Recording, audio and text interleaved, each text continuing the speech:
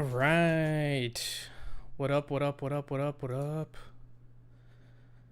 Gonna dive right back into it. Hello. Welcome or welcome back. Another test stream. This time I'm testing out some I did higher bitrate on the stream just to kind of see if we can get some better stream quality going. So testing that out, and then if we have time, we're gonna test out Minecraft and see how that goes. It should be fun. We'll see. But let's get into another power wash. I'm a little nervous that this one's gonna take a while because it seems a lot bigger. Actually, it didn't seem that bad.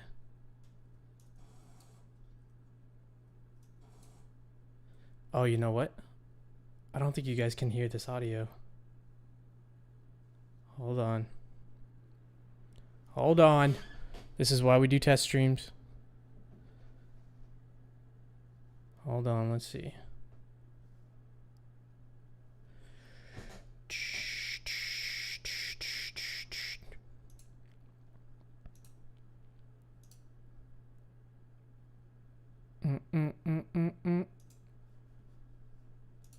Okay.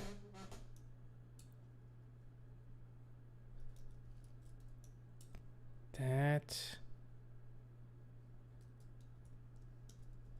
might have fixed it. Let's see here. Okay, yeah, I think that fixed it. Boom, boom. Okay, should be able to hear it now. And thank you. I made that transition myself, actually. Yeah. Okay, you guys should be able to hear it now. Yeah, actually, I forgot. I had changed my output on the gaming PC.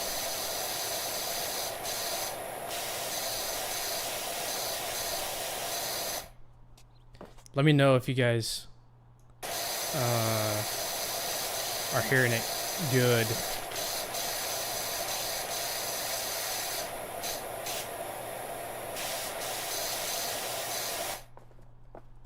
Oh man, these are gonna be really annoying.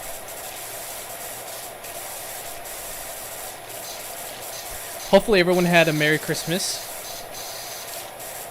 Or let's see, has Hanukkah happened yet, or Kwanzaa? I think Kwanzaa was yesterday.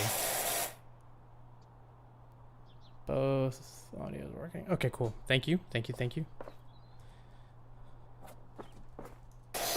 Yeah, even though like I will like double and triple check everything, I'm sure I forget something.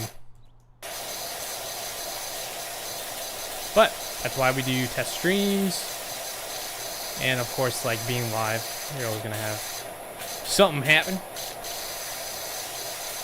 But yeah, hopefully everyone had a good Christmas. New Year's is coming up, so of course we're gonna hear all the jokes of seeing you next year. So get your cringe faces ready for all that.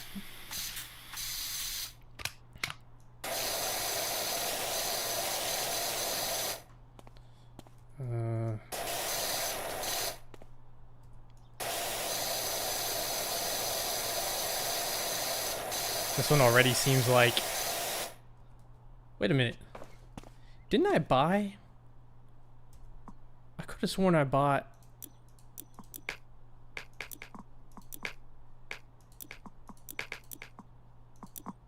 Yeah, that's right. I did buy it. Yeah. Okay, okay. Yo, this one is actually way better.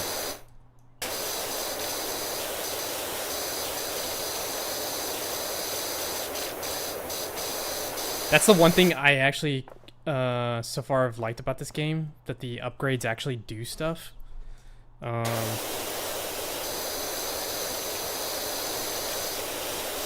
Sometimes games will have a paywall and you wouldn't be able to actually get some like decent upgrades without paying extra.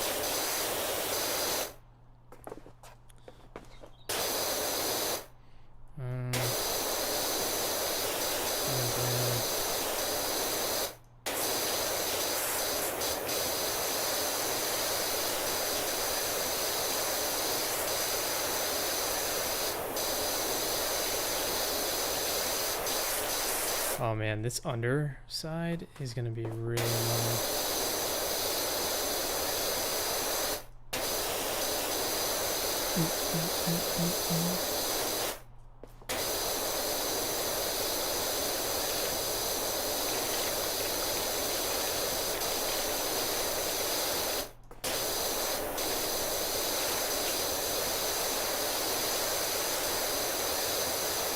So with the other gun, the blue one instead of the red one, I would not be able to actually get this far out. That's how I can tell this one's a lot better.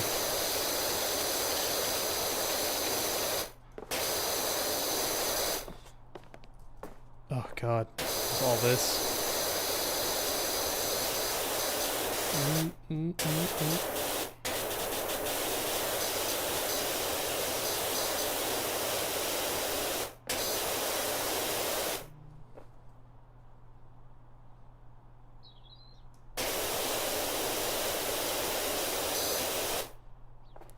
Okay, let's see.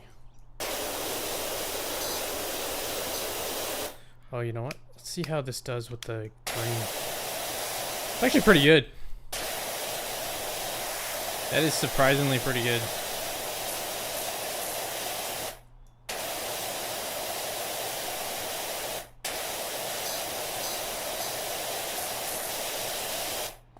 Let's see. Was it the white one that's super broad? Yeah. Nice. Yeah, using the other gun, I guess. The white was basically not usable, and with this one, it's way more useful.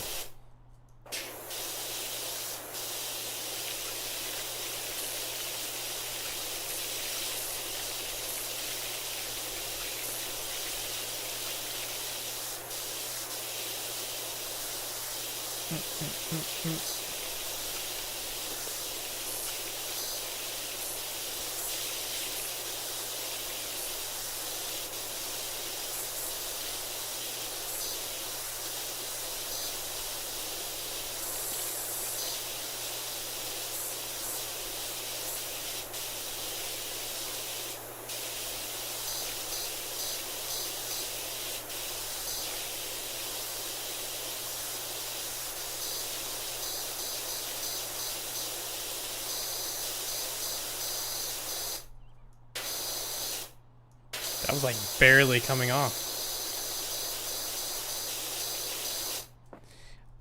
I don't know if this is, where is it? Oh, you can't use that other, oh. There, I had the spray bottle with the other nozzle. So I can't use it with this one. Probably don't need it though. This is already getting stuff that was definitely much harder to get.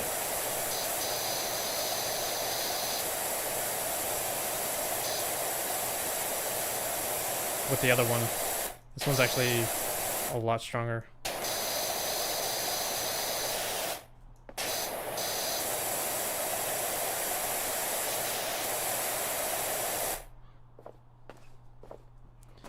Oh, those are kind of annoying.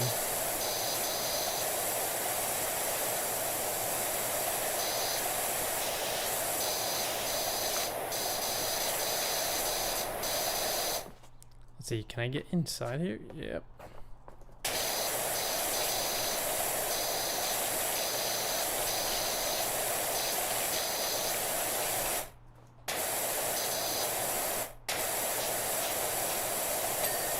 Nice.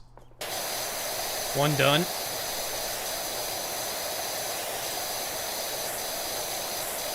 And like I said last stream, I'm definitely not like I'm not trying to speed run these. I definitely know you can go a lot faster with them, but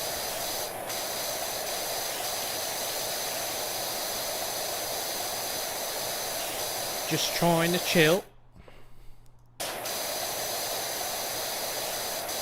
Oh man, these nooks and crannies right here are gonna be annoying.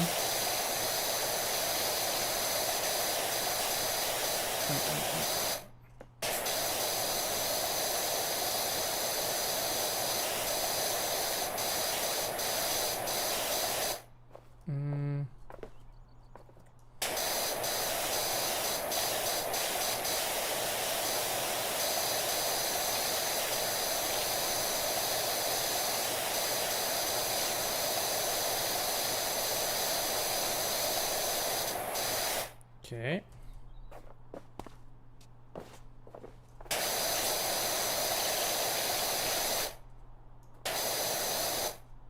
think that's just part of the wood.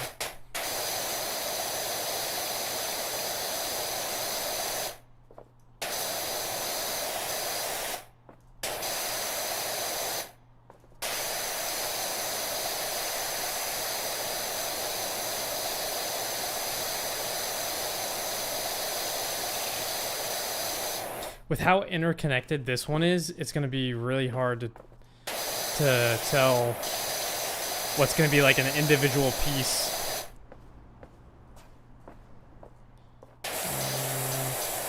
Like, I would think that these would be their own.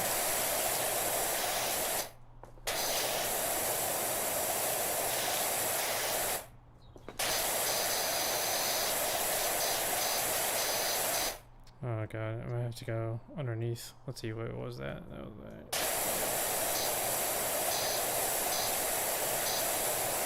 They really make you work for it.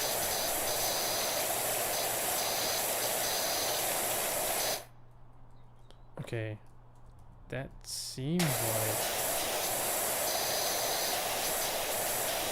it's got to be connected to everything else over here. It's okay. It's okay. Ah.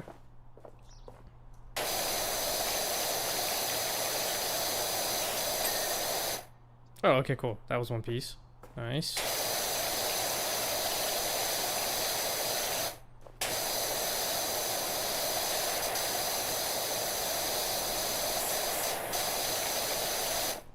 Probably have to go underneath.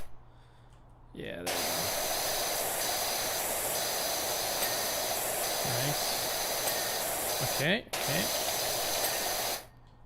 Oh, those are done. Oh.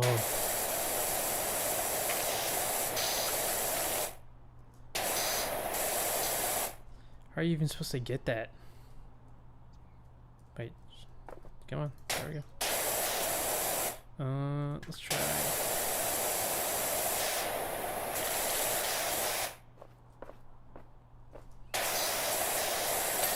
There we go.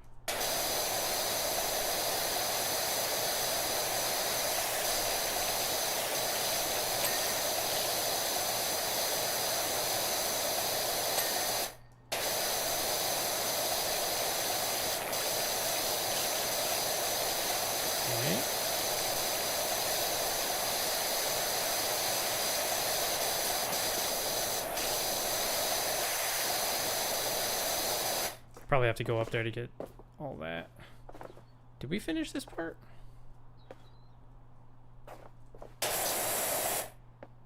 I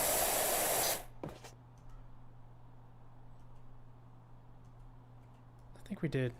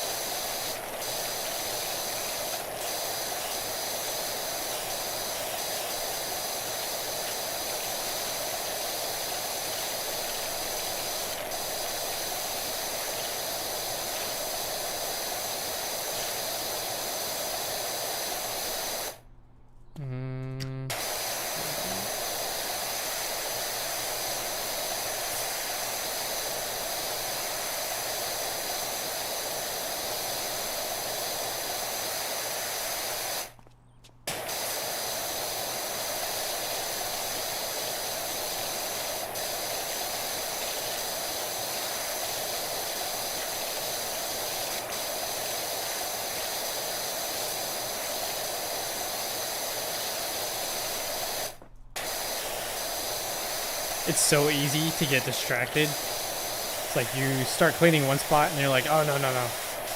Gotta move to the next spot.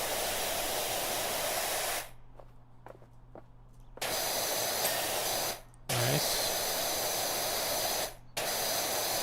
I don't think I saw this one.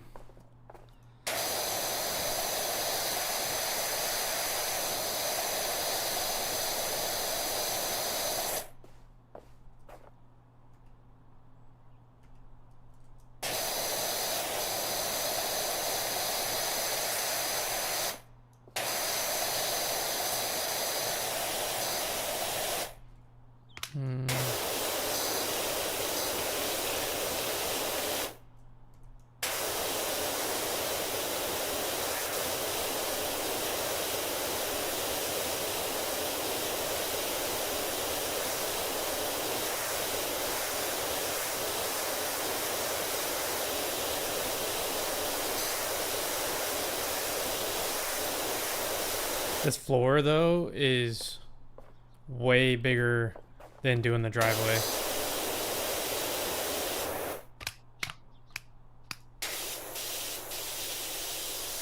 So the driveway was a lot easier than that.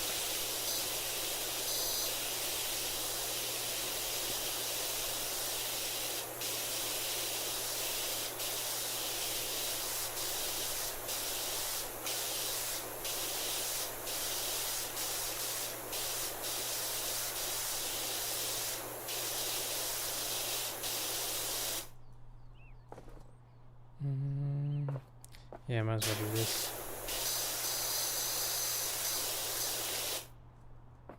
Is that even coming off? There we go.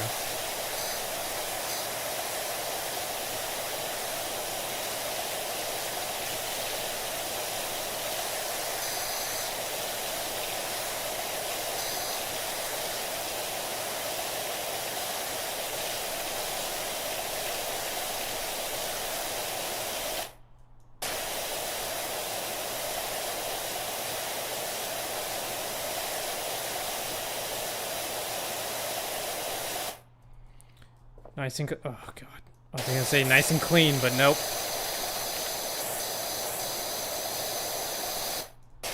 The dang roof.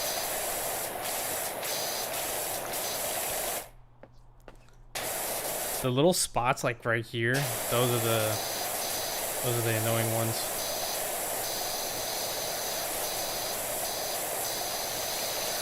Those are the ones where like you think you're done. And it's the last little tiny spot left. Did this one finish? I don't remember if that one's done.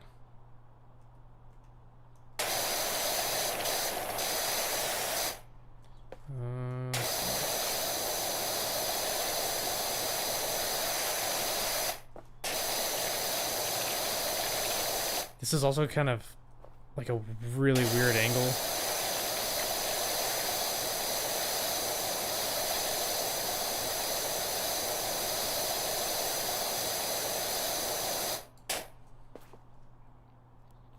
Those like handprints.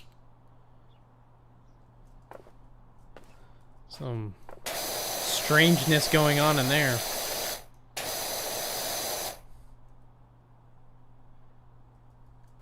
Oh, so funny story about the podcast. I fully edited the first segment of episode 1. And the export crashed 5 times.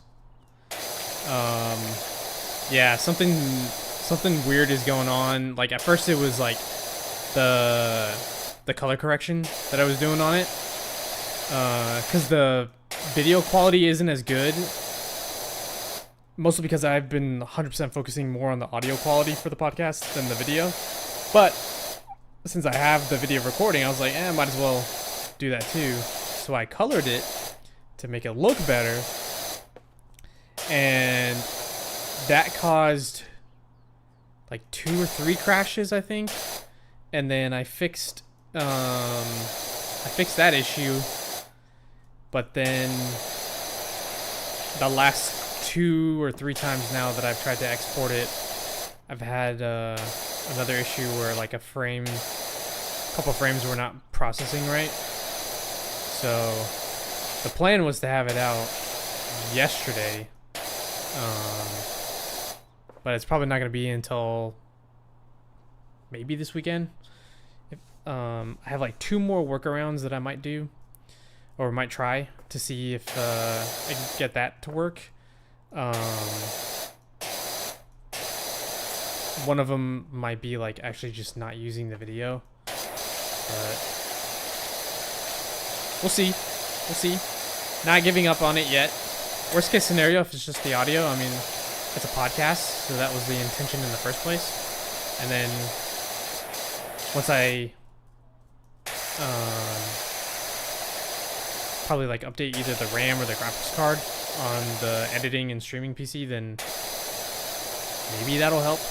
But the issue that it was having, people with like 3090s were also having the same issue. So I don't think it's the graphics card. I just think that there was some weirdness going on with like maybe the update for Adobe. Maybe it's the ghost. Oh man, you almost just made me choke. No, because the segment 1 for episode 1 is more of like the philosophical, like deep dive discussions. So there's no ghost footage or anything like that we're debunking in that segment.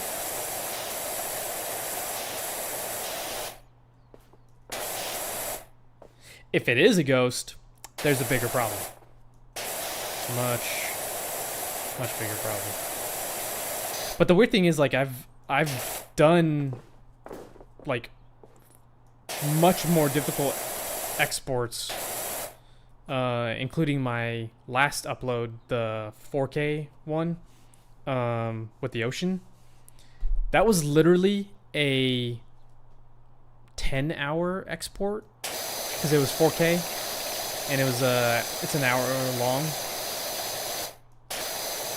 Yeah, that was 10 hours. And it was colored and like highest quality that I can get out of it. And that was completely fine.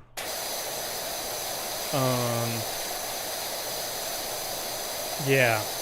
So that's why it's weird that this one was having issues.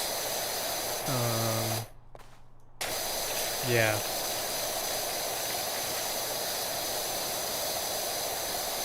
I might not just get as fancy with it and not do as many, like, because I had some like titles and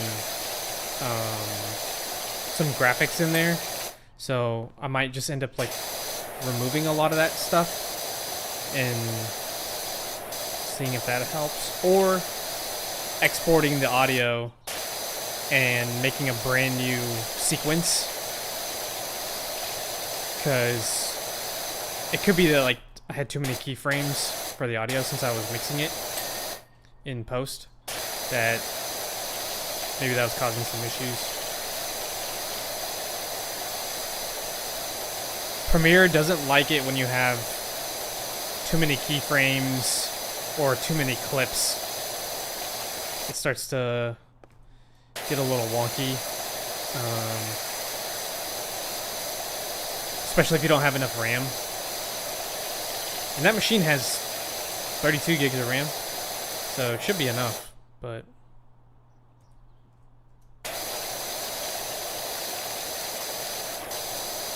yeah, there was just a lot of issues that I didn't foresee were going to be issues until after the fact. So it's just taking a little bit longer to get that up. But once I do, I think it'll be 6 segments, so it should be like 6 episodes, technically. And I think for this first season, I might try and do at least one other episode.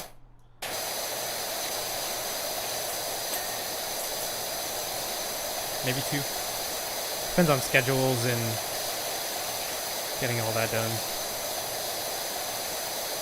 Sometimes it's a little hard getting people to, like getting enough people on the podcast.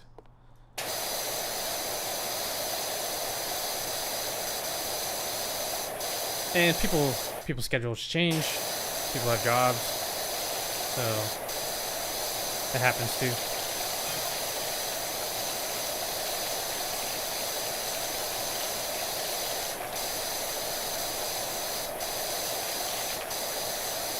I do, however, need some more spooky docs.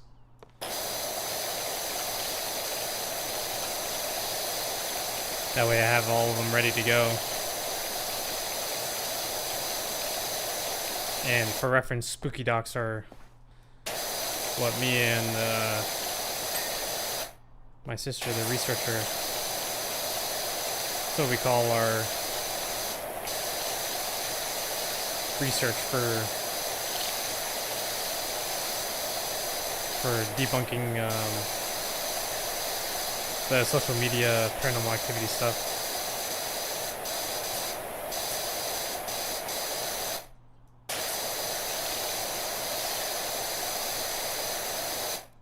Oh man, I really hope I do not have to go up here. Oh, I do. Okay. Can I get up here? Maybe? Okay, wait. Where's the ladder? There we go. What was it? F.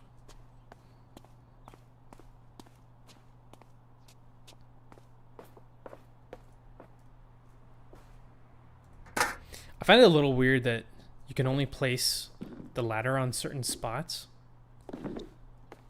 It's a little weird.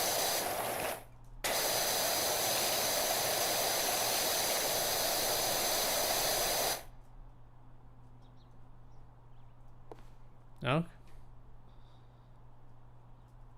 Okay. The Bohemian Grove.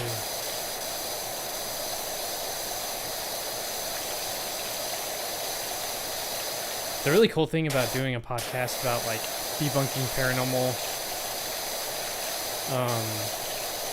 activity or experiences or whatever is that like there's a lot of it out there, and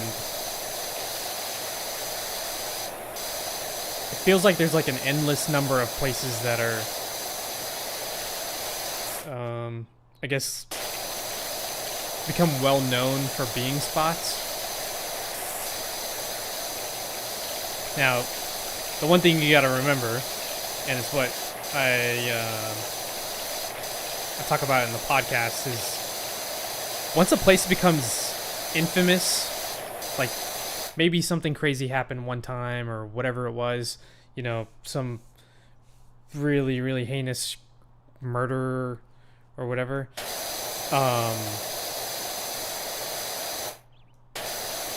like typically it gets, especially if it's a home, it's hard to resell the property because legally you have to disclose if anything like that happened.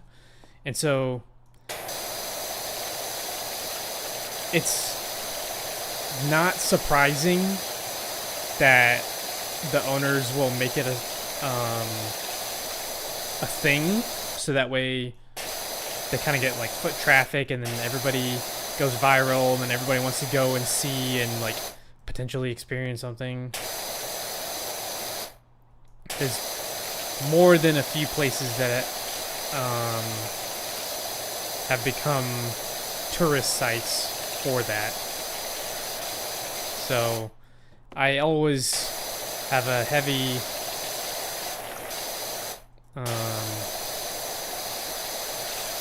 kind of heavy skepticism when it comes to those things. But like I also talk about in the podcast, I definitely do believe in ghosts. So I'm sure there are real experiences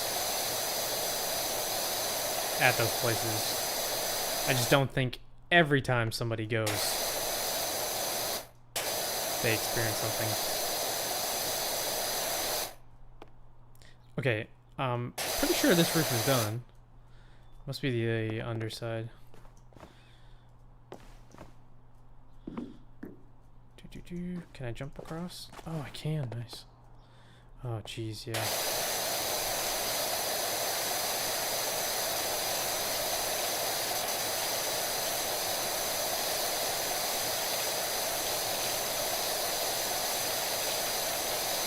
Is Bohemian Grove, is that the one with the children with the palm, like the handprints on the vehicles? Or is that one different?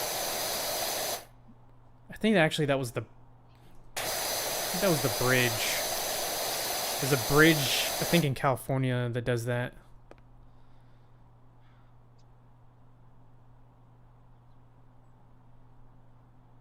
Oh yeah, yeah.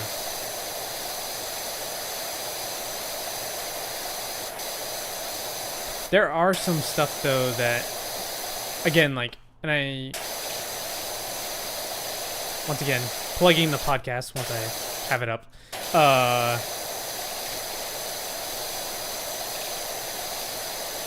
For Sam and Colby, which if you haven't watched their YouTube channel, they go and do paranormal investigations, go and visit all the haunted places, and some of their stuff definitely seems like, yeah, it's either the device that you're using is kind of a gimmick, or maybe there was something going on where it could have been really easily explained and they kind of ran with it. But some of the stuff that I've seen from theirs, like, unless you're there, it's really, really hard to debunk. Especially like when devices that have no apparent human input or interaction start malfunctioning. Like things that are fully 100% battery operated and you have to flick a switch or whatever and they go from like off to on. Those are the ones that are really interesting. And they do like a flashlight experiment in a few of their episodes. And that one's the hard one. Like, unless they have something weird going on, where somebody was like in the background and flicking a switch that does it remotely, it's pretty hard to debunk.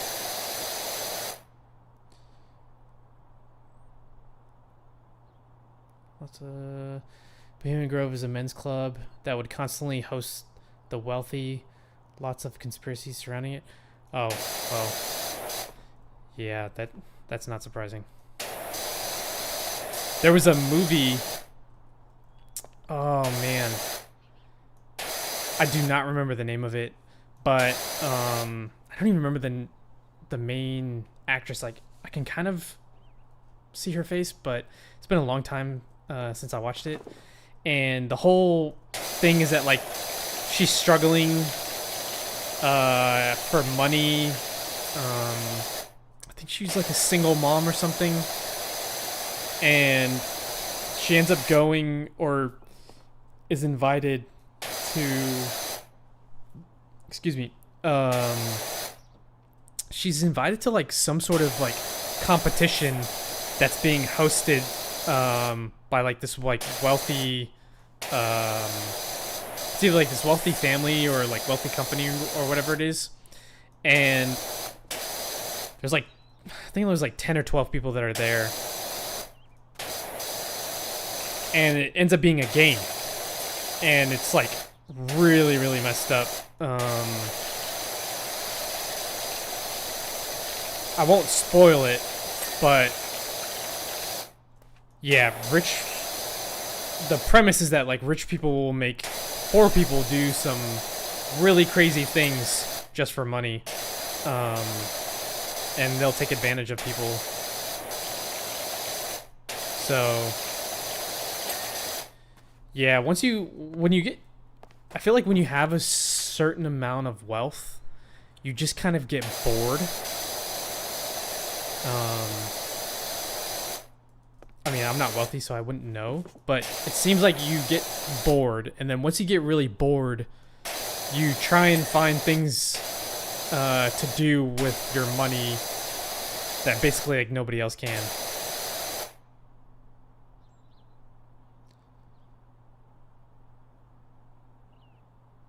Would you rather with Brittany Snow? Oh, would you rather? Oh yeah, that's right. That was the name. Yeah. How did you even know that? Did we?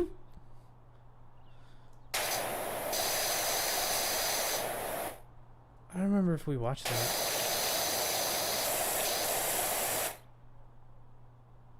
Yeah, Squid Game, yeah. I still haven't watched Squid Game just because, I don't know. Just didn't really seem all that appealing. Kind of get the premise already.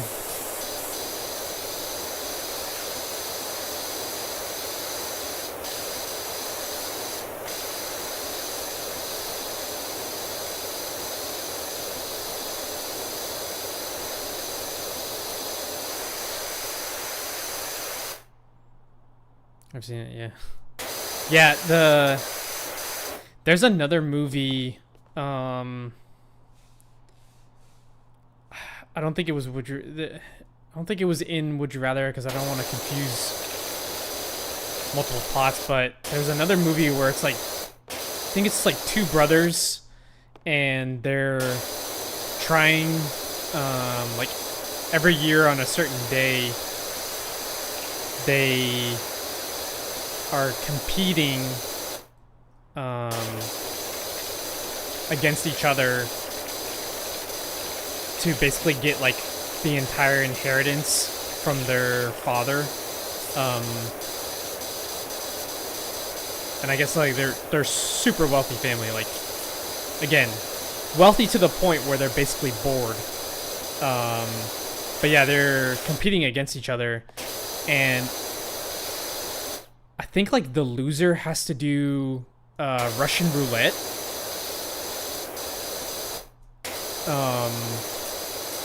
I'm pretty sure, but I can't even remember the name of that movie either. I feel like it was a pretty well-known one.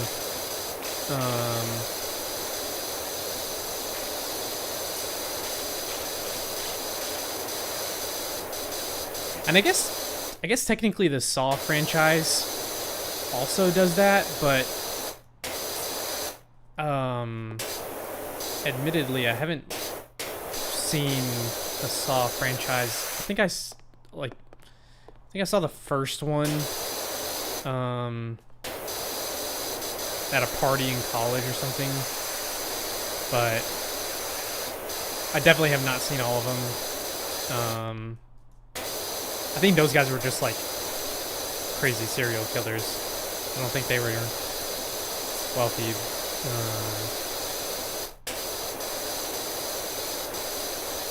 It's kind of around the same concept.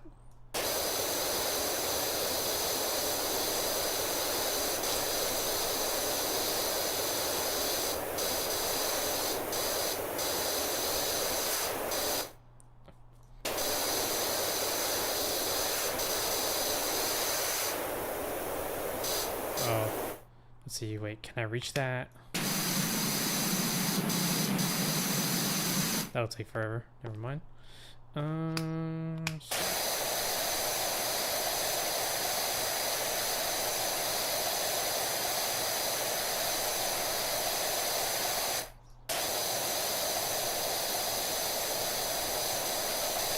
Has Brittany Snow been in a lot of other stuff? That name sounds familiar, but I can't remember what else she's been in.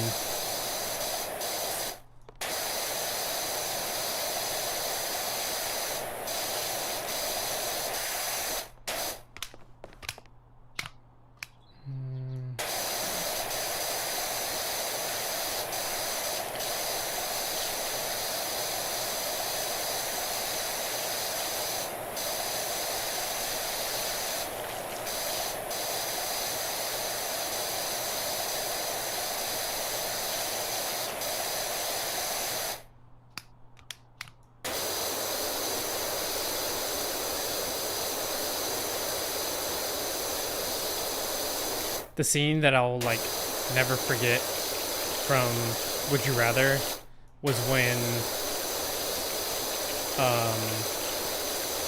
one of the people gets a card where I think he either has to shoot somebody or no, I think it was like you either have to like poke your eye out or have a firecracker go off in your hand.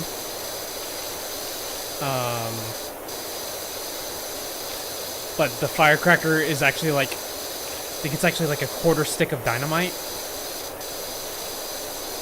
Which, if you don't know what that can do, that basically can blow off your entire hand. And that scene, like, even after all these years, that's the one scene that always has stuck with me.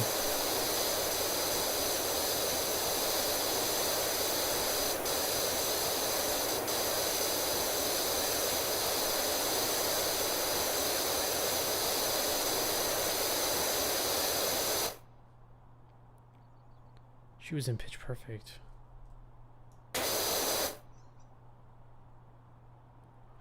Oh. Okay. I think I'm remembering now.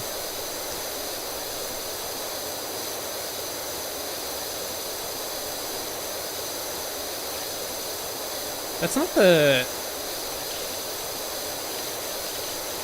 not the girl that was that plays the leader of the group, right?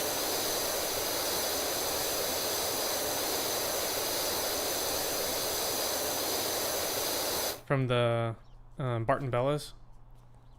I think she was also in The Office.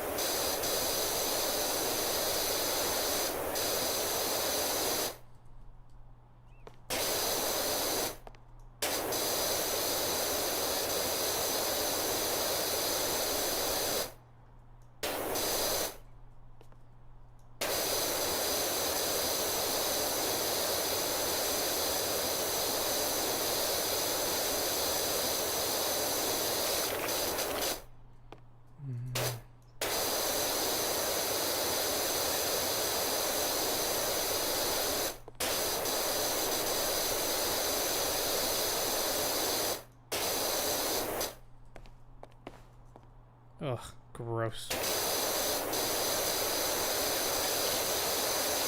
Oh, I'm pretty sure I have to go up on the roof for the top of that too.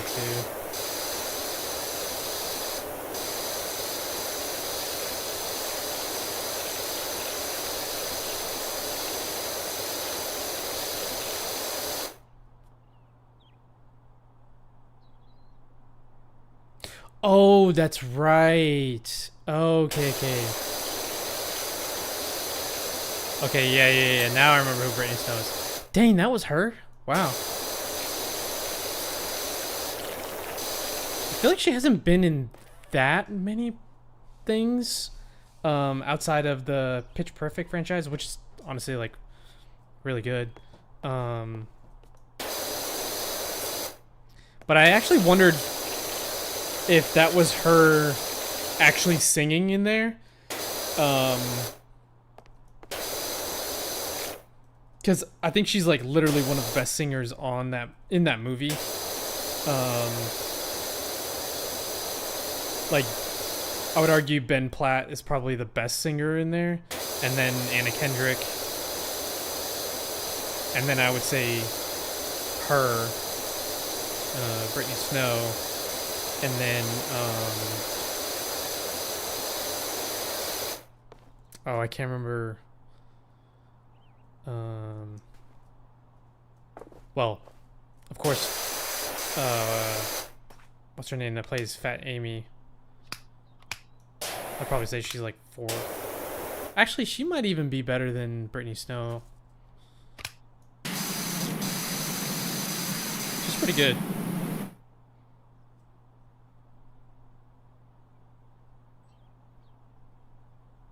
Oh, okay, cool. Okay.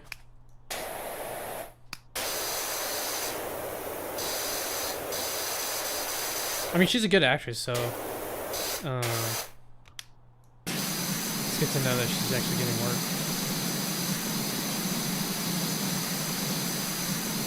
She probably made a lot off of the Pitch Perfect movies, though, so probably not struggling.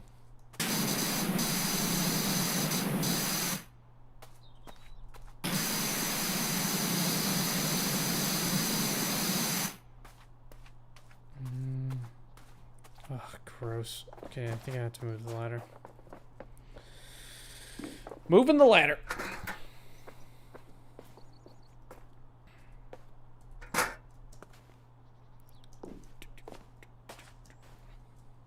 I feel like this map has more ambient audio, because I don't remember hearing like birds chirping in the other one.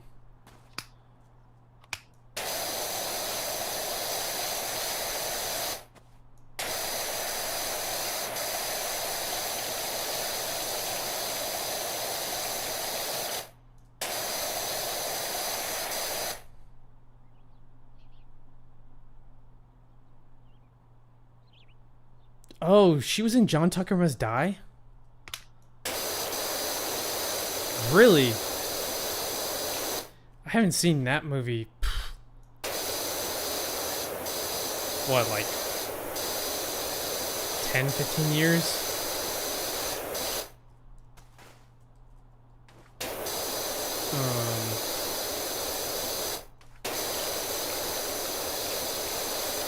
I think the main actor was at a Comic Palooza one time in... Was it Comic Palooza? No, I think it was actually something else. Might not have been Comic Palooza. He was at something. Ended up seeing him.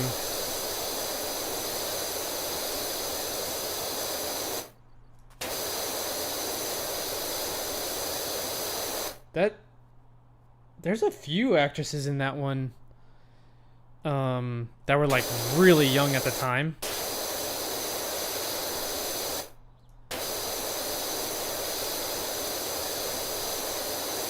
There's one of them, I can't remember her name.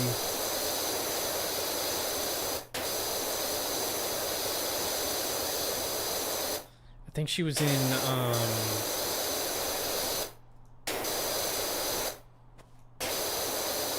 I think she was in one of the Scream movies.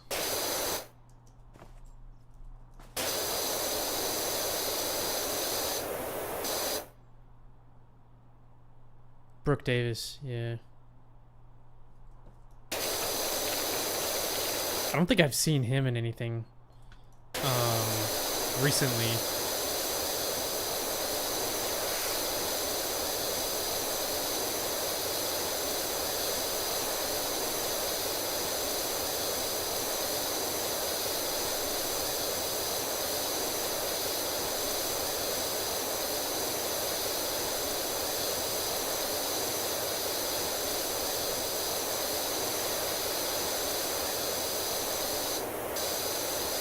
That was another one of those movies where I think they were supposed to be like in high school, and if you,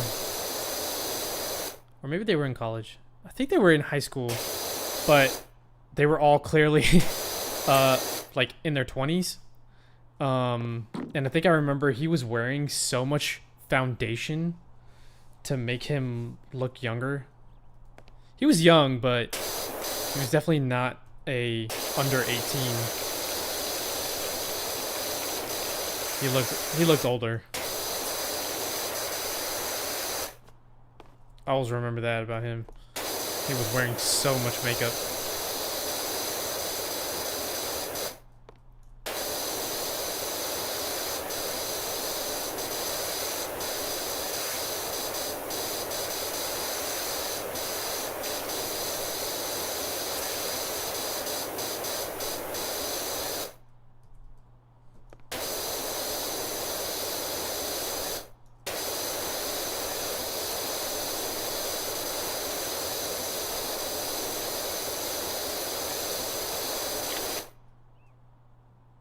He was 28. Yeah, I see. I knew it. Yeah, yeah.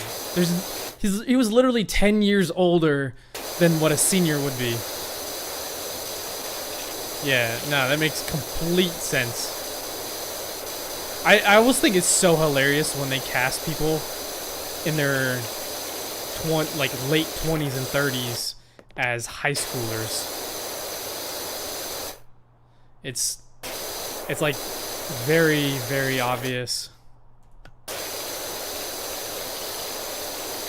Even one of my best friends, who's become a pretty successful actor, he was in a show, and he was playing a high schooler, and I think we were, oh man, how old were we? That was at least 4 years ago. 4 or 5 years ago, so yeah, I think he was like 24, 25 at the time. Maybe 23 or 24 when he was filming it. So yeah, it was kind of funny. Even the brother from Hannah Montana, I think he was like 33 when he filmed Hannah Montana, like when it was like super popular at the time.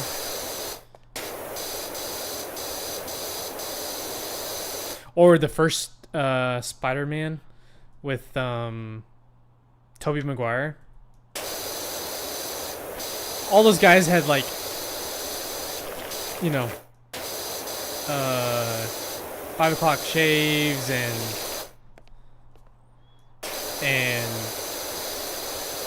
were clearly not high schoolers in their 30s. I think a lot of them. I was like, bro, clearly these people are not in their 30s or not in high school. That's one of those situations where, like, I know the source material and the comics have the character as being in high school,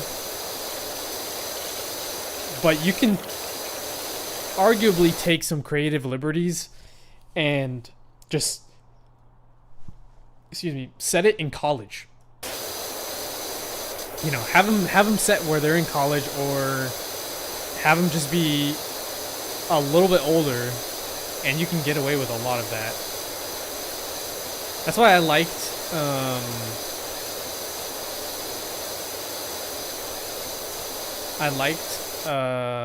what was it? The Into the Spider-Verse, the animated Spider-Man, because the Spider-Man and Peter Parker character is a lot older, so it fit really well. And since Miles Morales was younger, it's different. But again, like, that's animated, so obviously you can have people look however old you want. But when they did the what was it? I don't think was it Far From Home? Whatever the last Spider-Man was, where you had Andrew Garfield and Tobey Maguire and Tom Holland all together playing Spider-Man. Like, I think they did really good with that one because, and they played on the fact that they were older, and I thought that was really good. It wasn't all trying to be like 3 versions of Spider-Man all in high school, even though the actors were like in their 40s.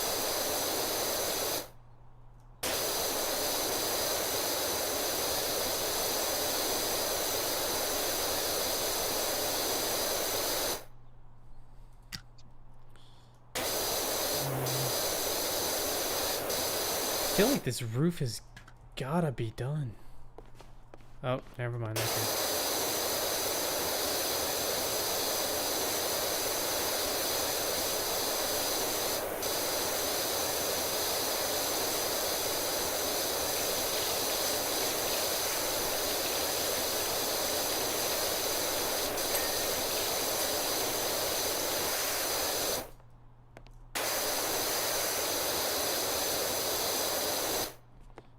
man. I think I have to get the outside of that one too before the roof will be done.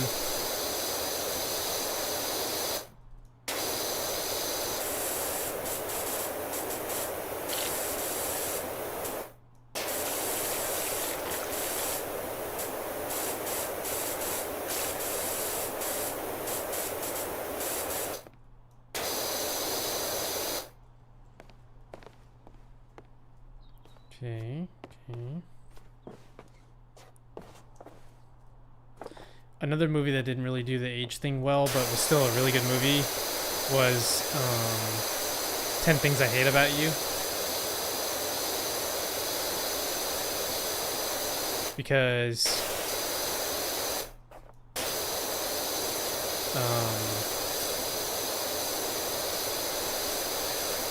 oh man, what was his name? I'm like blanking on all the names. Heath Ledger, there we go. Heath Ledger, I think, was in his late 20s when he did that one too. Well, actually, maybe early 20s.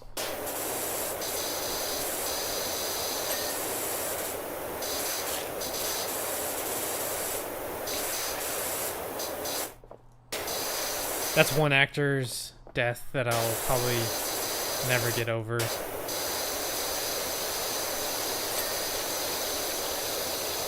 Him and Steve Irwin.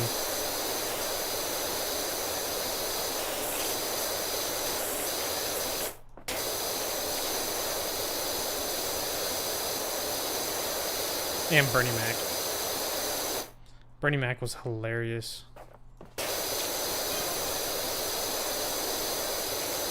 I think for the most part, like, I really love the George Lopez show in terms of like family sitcoms, but the Bernie Mac show was just on a whole nother level of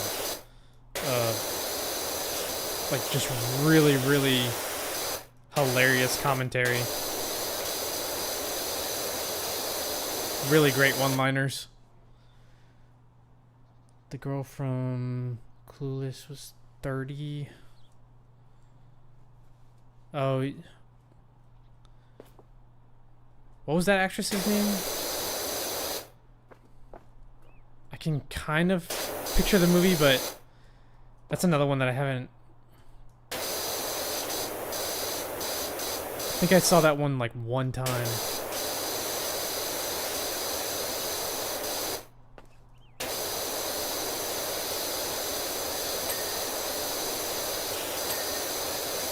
Even the cast of Freaks and Geeks, which only had one season, but a lot of the actors and actresses in that one were all older. Stacey Dash. Oh, okay, yeah. Yeah, Freaks and Geeks was like a weird mix.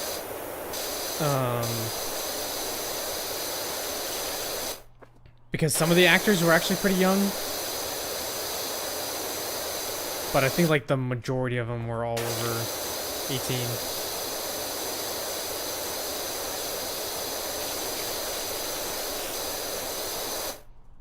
That was a good show, even though I think it only ran like one season.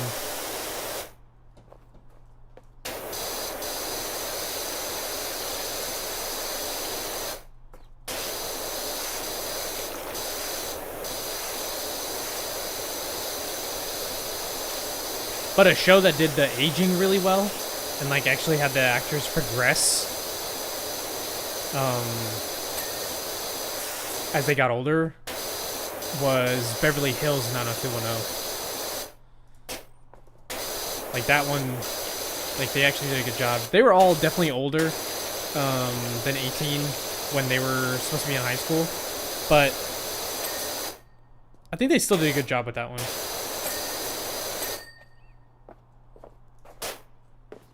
Okay, let's see. I think I gotta do that.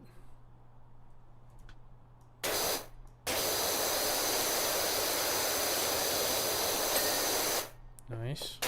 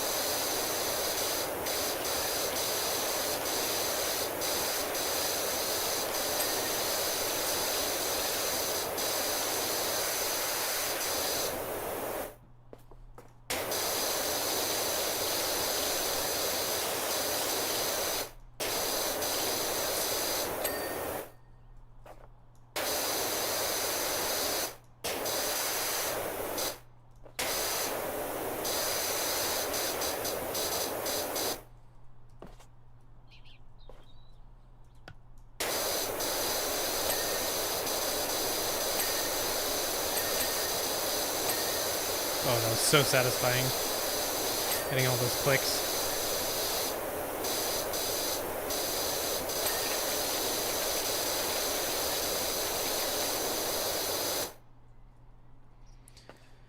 Gypsy Roach, Blanchard, the girl who had a guy. Because she was forcing her to have a bunch of medical procedures done. Gets out of prison tomorrow. What? She killed her mom because she was forcing her to have a bunch of medical procedures done when she didn't need them. Wow.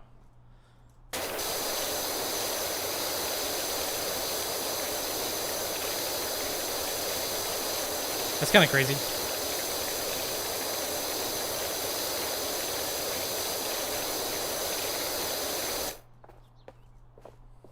I'm sure the trial for that was pretty interesting.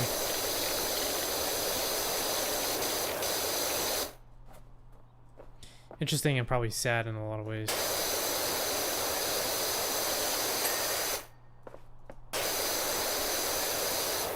That's the other thing, like the whole premise of my YouTube channel is that, like, we're gonna talk about movies, we're gonna make movies, we're gonna write movies, all that stuff. Or not just movies, but like maybe even like animated series, shows, whatever it is. But the one thing that I always like think about, so like obviously this is live entertainment. But what I always thought was really strange was televised court proceedings, especially for murder trials. I always thought that was kind of interesting because they become spectacles. And that's a form of entertainment, sure. You know, I can't be completely biased. But I just remember growing up, there were some trials that like legitimately became spectacles.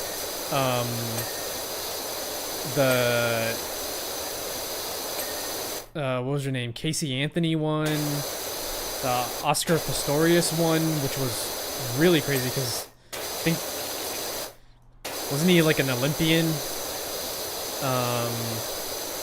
And then ends up killing his wife or something, allegedly.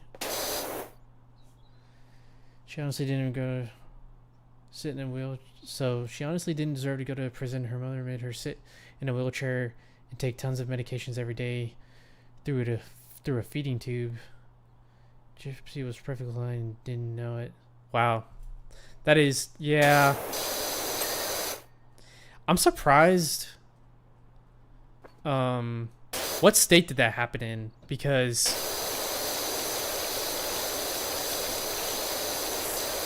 I don't know if that constitutes a crime of passion, but and don't quote me, I might be completely wrong on this, but I think there's some states where they will allow crimes of passion, but I guess that wouldn't be crime. I guess that wouldn't constitute a crime of passion because they weren't in a relationship. That was the mother-daughter situation. But I don't know. I'm not a lawyer, so I wouldn't know. But yeah, it's kind of, that goes into a really, really weird gray area, because I think like anybody going through that, it's really easy, you know, being outside of that situation and be like, oh yeah, like, you know, committing murder is wrong. But somebody that's like essentially deliberately trying to poison you and kill you, that you're supposed to trust, like unconditionally, essentially, it's really hard. So yeah, I'd be interested to know what state that happened in, because some states are just far more strict when it comes to murder. She got away with it because she claimed Gypsy's medical records were lost in Katrina, so doctors couldn't confirm her medical history. This was in Missouri. Well, it's Missouri, so that makes a lot of sense. That makes a lot of sense.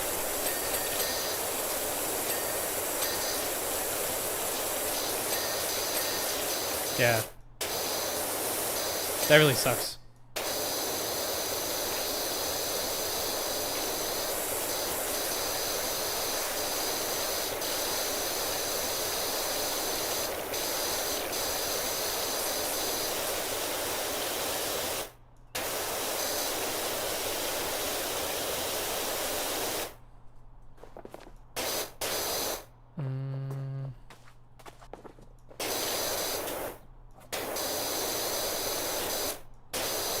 Rope is really annoying. Oh, nice.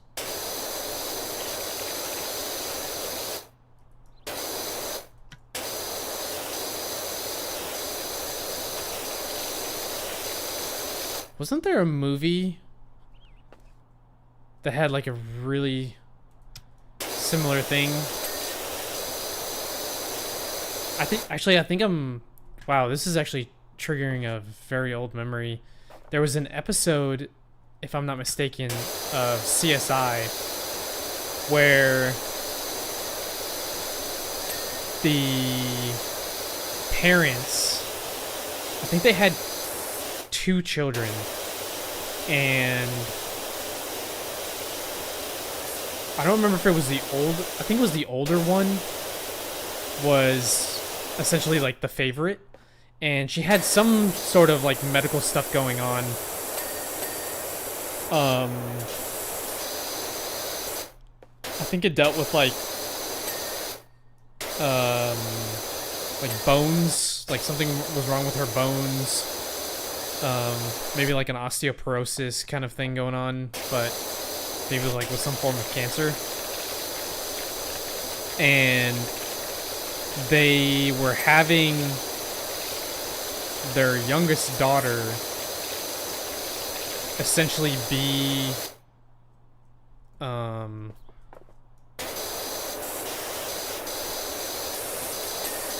like the youngest daughter was essentially having constant operations to have bone marrow removed, so that way they can inject either like the bone marrow or the stem cells or whatever into the other daughter who was really sick. And what they didn't realize was that, or maybe they did and they just didn't care, it was killing their youngest daughter. I don't remember the episode fully because it was like 20 years ago that I probably watched that.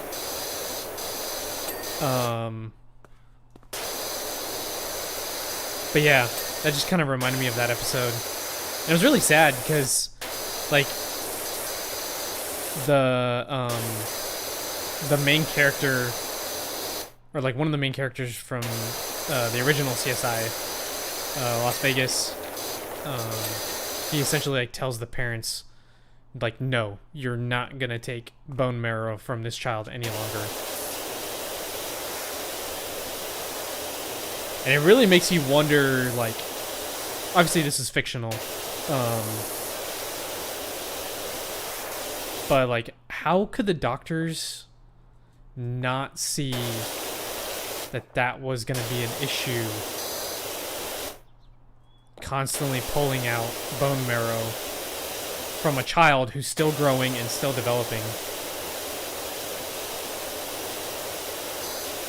So it's like the same thing with that story for Gypsy.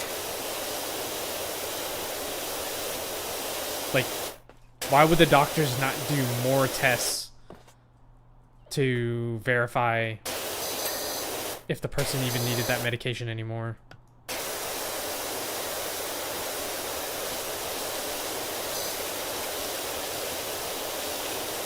You would think,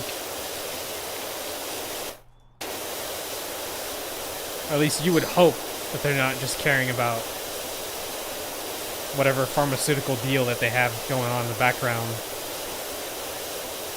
to essentially sell prescriptions.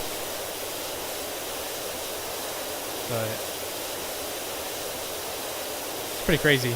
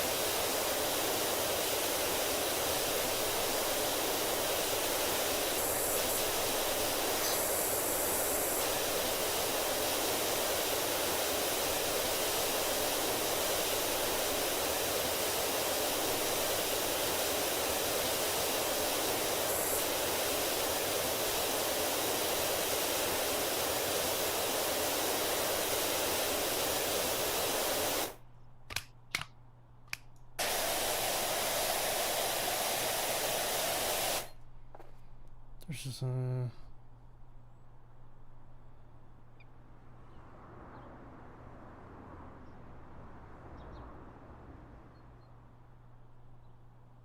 okay, yeah. That makes sense.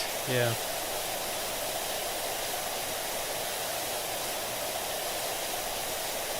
She thought she had a sugar allergy?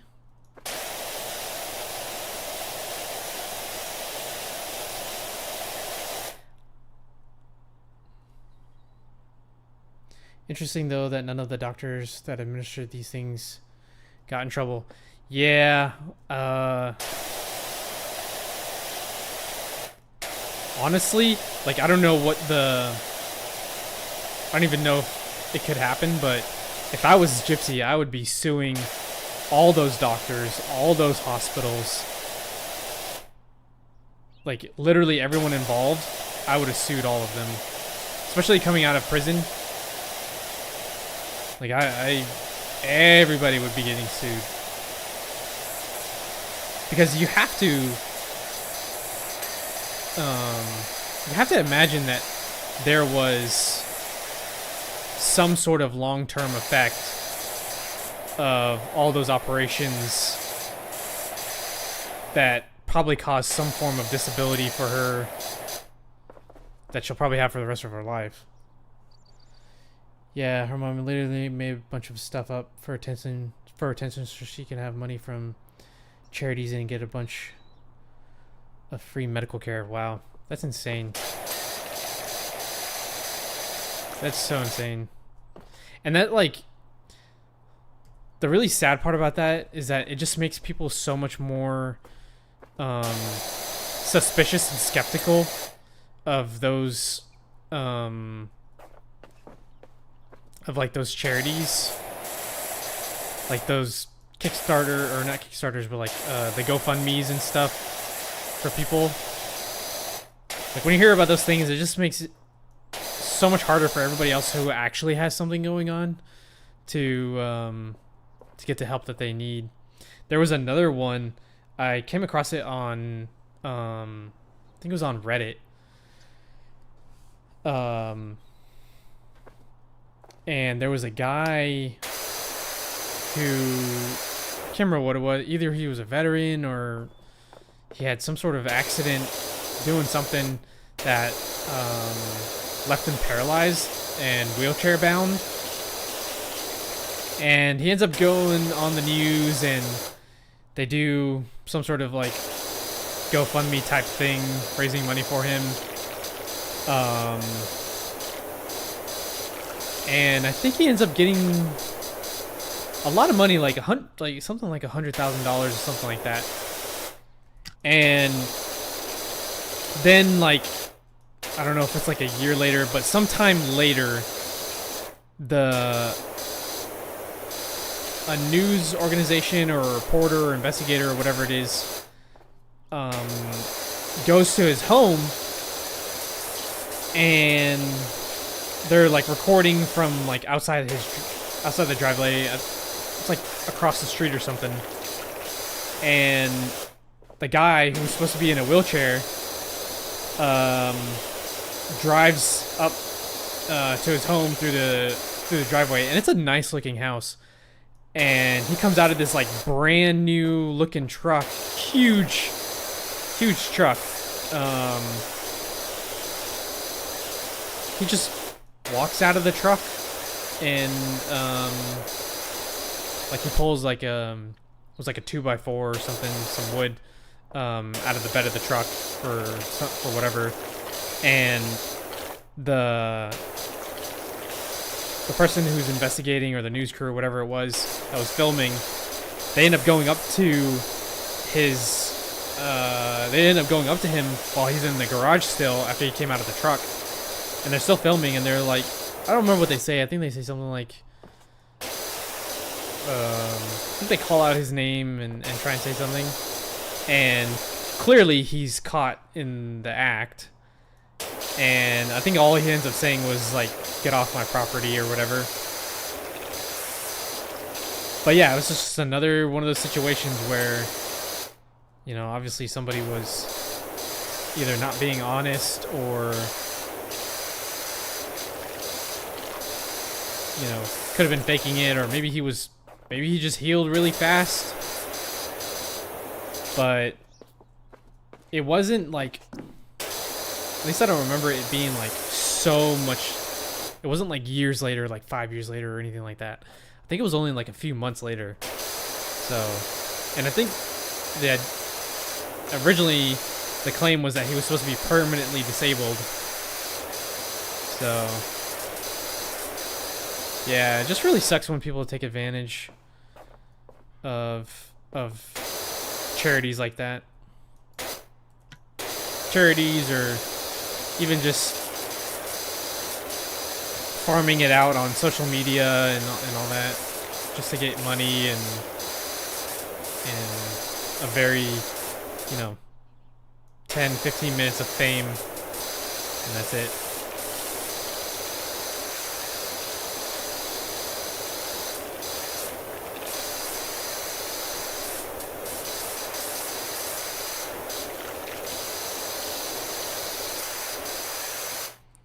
I feel like I've been doing this one for a long time, and it's only 54% done.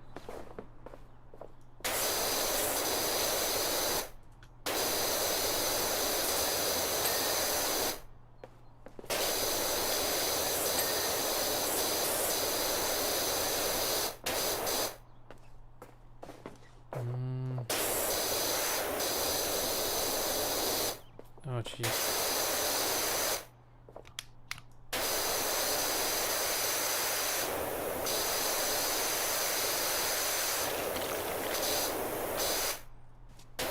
Might have to get the ladder for that one.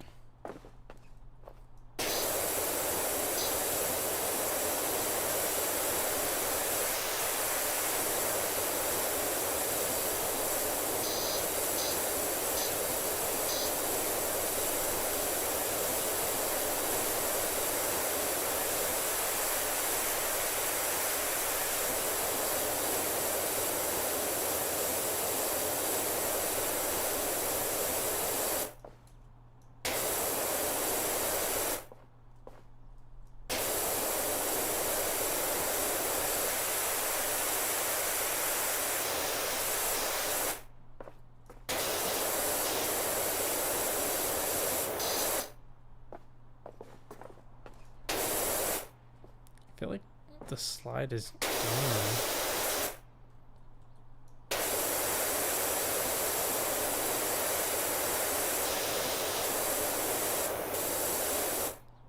Oh. There we go. Oh, wow.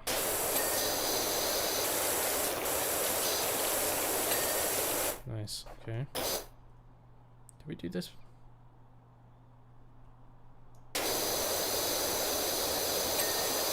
It's done.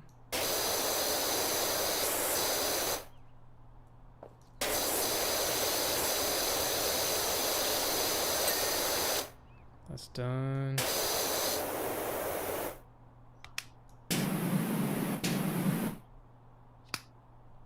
Probably have to go back up there for that one.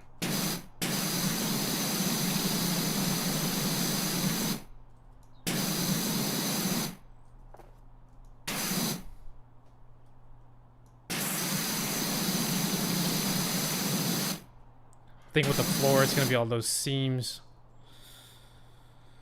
Let's see here. That's mostly done. I need to go up there. Still need to do this.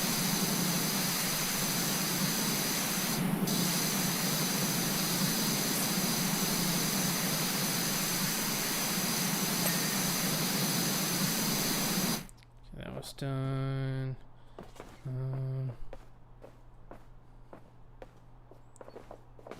Is the bench part of this?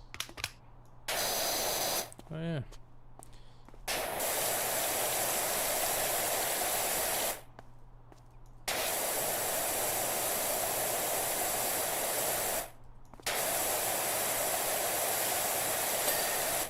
Okay.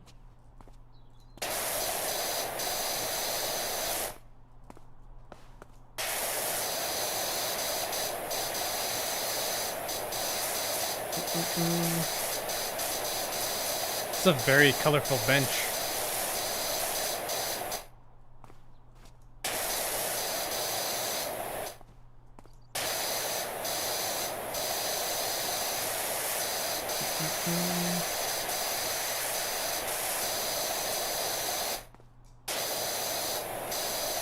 Oh, this has got some of those like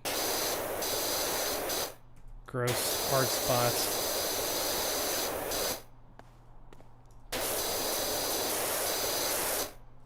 Do I have to go underneath? Maybe. Yep.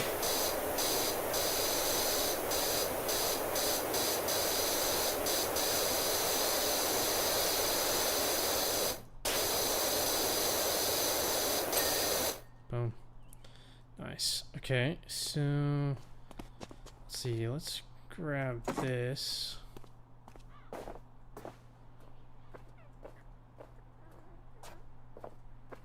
Well, let me put it here. Nope. Come on.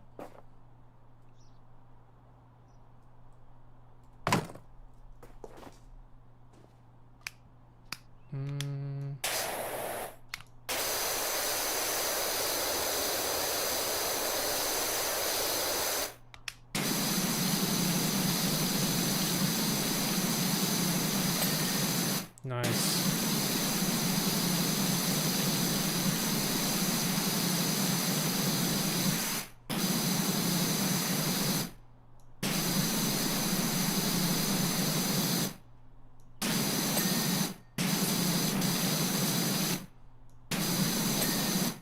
Nice. Okay.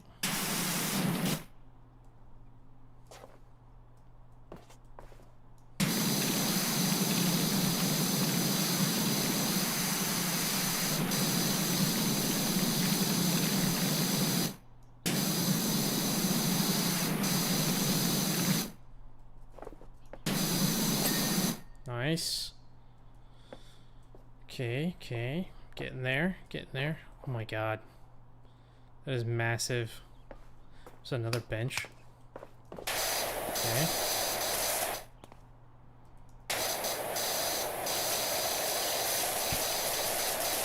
Excuse me.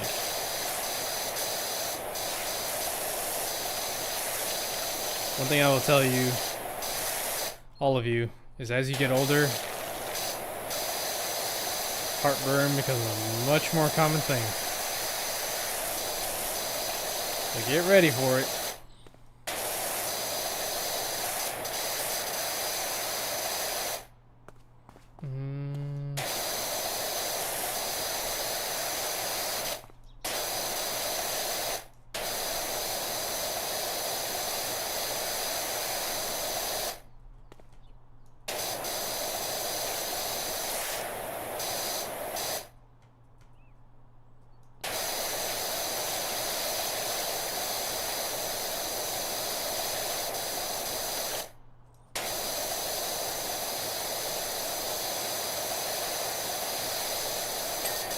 Nice. Okay. Then let's see. Let's do. Oh, this has got. Look how much bird poop is on here. What? I just finished something and I have no idea what I did.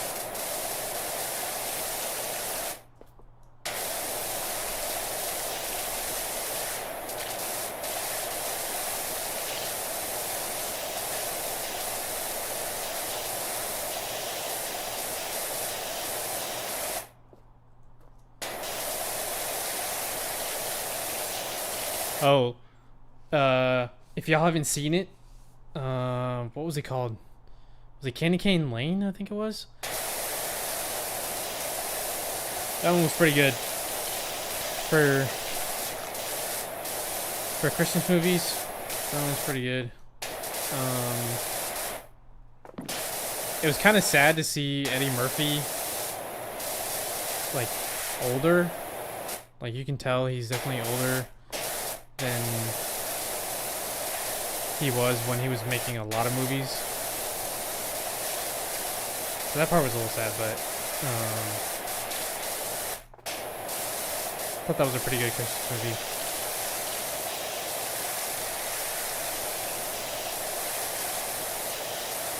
I think it came out, was it last year? It was The Chickens. The Chickens.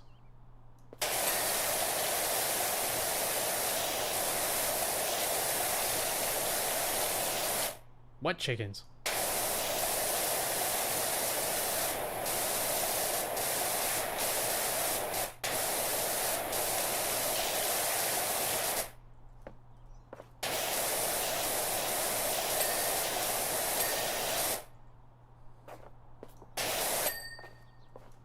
Nice.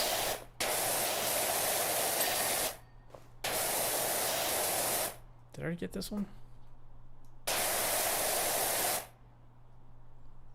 The bird was the chickens? Nah, that's more like ducks. Ducks are far more gross, I think, than chickens.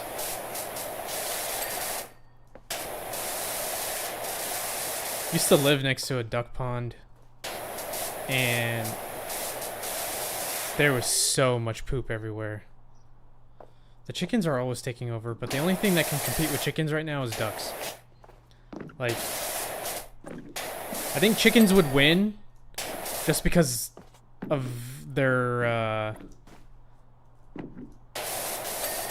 numbers, and I think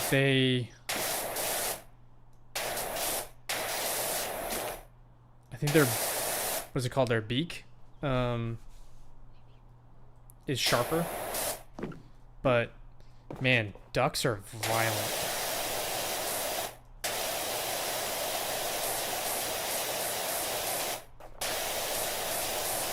I think chickens actually have sharper talons, too, than ducks. Because I think ducks, because of their web feet, they don't really have talons on them. Oh, yeah, yeah, that's true. Actually, that's true. Geese are way more violent. But again, like, geese don't have talons, I don't think. Like, chickens have talons, and like, there's a reason why they're used in illegal fights, you know, like those illegal cockfights and stuff. Like, there's a reason why they use chickens and roosters, because they're really sharp. But yeah, I mean, geese are pretty violent. I think they're more likely to chase you down than ducks.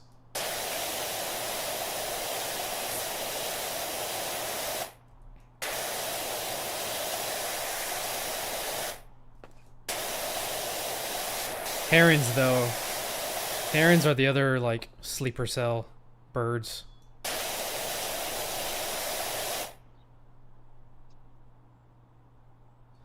Yeah, like that's still a thing. Yeah, I think it's not as common anymore, but like illegal dog fights was a thing for a long time. But I know you don't like herons. Actually, we just recently saw what's it called, Migration, I think it was, and the herons in that movie are, I think, very on character for herons. I thought they were pretty on character. If you don't know, you should definitely look up herons. They eat baby ducks. And we had the unfortunate privilege of seeing that happen in action, where at that duck pond that we lived nearby, a heron ended up snatching one of the baby ducks that were swimming around in the same pond, and it like violently, like it grabbed it by the neck out of the water, and then it violently shook it, like full on shaken baby syndrome, and I'm pretty sure it snapped its neck, and then it literally swallowed it whole. And I was like, this is crazy. Yeah, it was literally the most like violent thing I had seen of like just seeing nature happen, you know? I didn't even know that they ate baby ducks. I think they eat turtles as well. Baby turtles, which is kind of crazy because the amount of stomach acid you need to break down a turtle shell is kind of crazy. But then again, like even our stomach acid, we can melt that down. Yeah, it was really, really disturbing. Yeah, it's kind of like one of those things that you just have a hard time forgetting, because it also like just happened out of nowhere. Like literally the heron just flew out of nowhere, grabbed a baby duck from a bunch of the babies that were swimming with the mom, and violently killed it and swallowed it whole. And it was like, what is going on? And I don't know if they just always do that. Yeah, definitely 0 out of 10 recommend. I don't know if they always do that, or if, like, essentially being carnivores is... Well, I guess they do eat fish, so technically they are carnivores already, but, like, I don't know. Just eating another bird is not something I expected, so I don't know if that was just because, like, there wasn't a lot of food available at the pond, and so they just went for the, like, you know, desperation kicks in, and they just get the easiest thing that they can.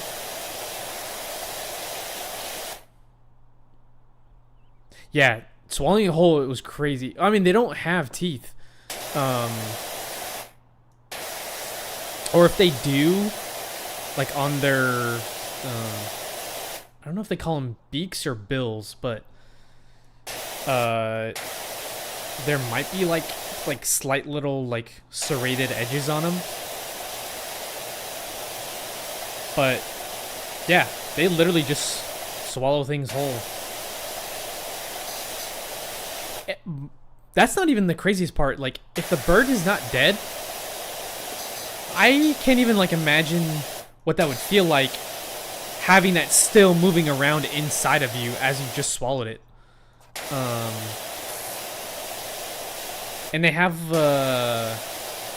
those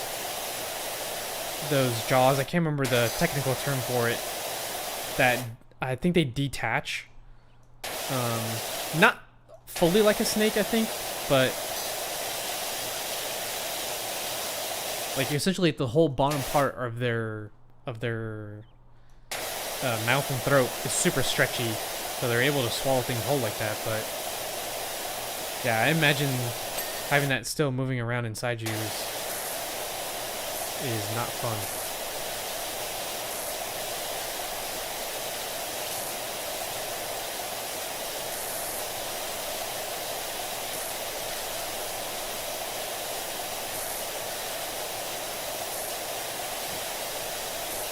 That duck pond was kind of crazy.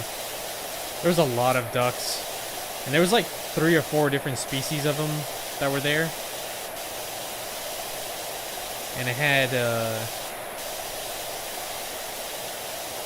a couple cats, had a bunch of turtles, and then of course the usual suspects of a couple herons. And then every once in a while there was a couple stray dogs that would roam around in there,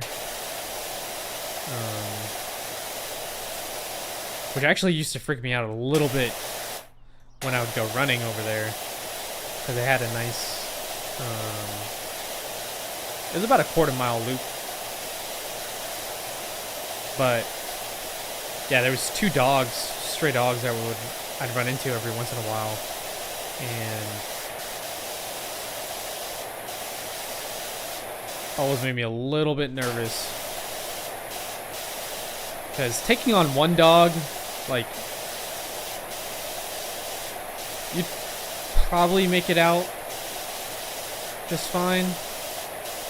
If not, like, as long as it doesn't like bite your neck or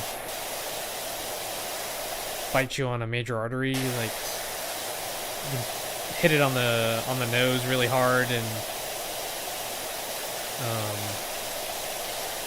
you should be able to get away from it. But 2 dogs, that can get pretty dicey pretty fast, because dogs are pretty fast, and that like wolf pack kind of mentality might kick in, and like one goes for your neck while the other one goes for your like Achilles heel or something, and then you're gonna have a bad day.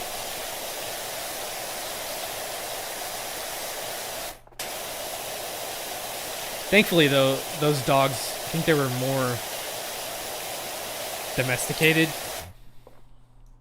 and like maybe they just like ran off or somebody released them.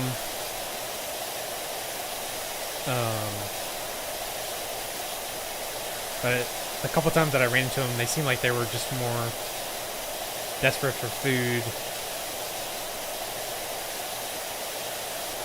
and were a little bit more scared of people. Giraffes fight by smacking necks. Yeah, I've actually seen a couple of videos of that. It is kind of insane. And unless you've seen a giraffe in person, they are deceptively like massive. And those necks are massive, massive.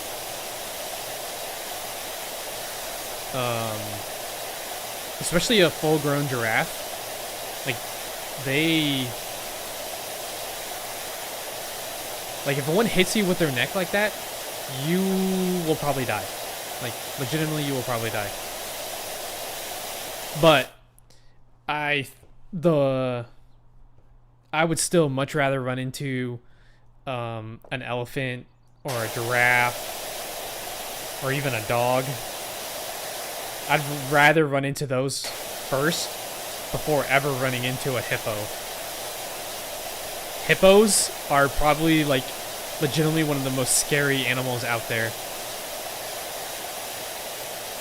And I would even argue they probably would terrify me more than even running into a big cat, like a lion or tiger, puma. I would be way more petrified running into a hippopotamus over running into one of those.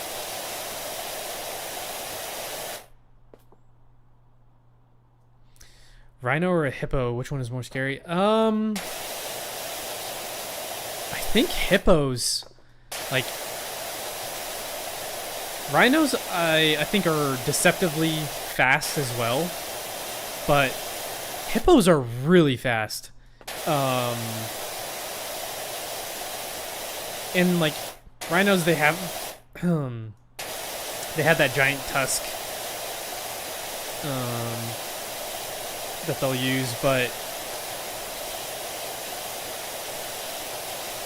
granted, I'm not an animal expert, but from everything I've seen, a rhino will run away. A hippo will run after you. Hippos are scarier than sharks and gators, in my opinion. Yeah, I would agree with that. Like, 100%. Like, I think a rhino would run away. They are territorial, and so you might have it, like, maybe you might have it rush you a little bit.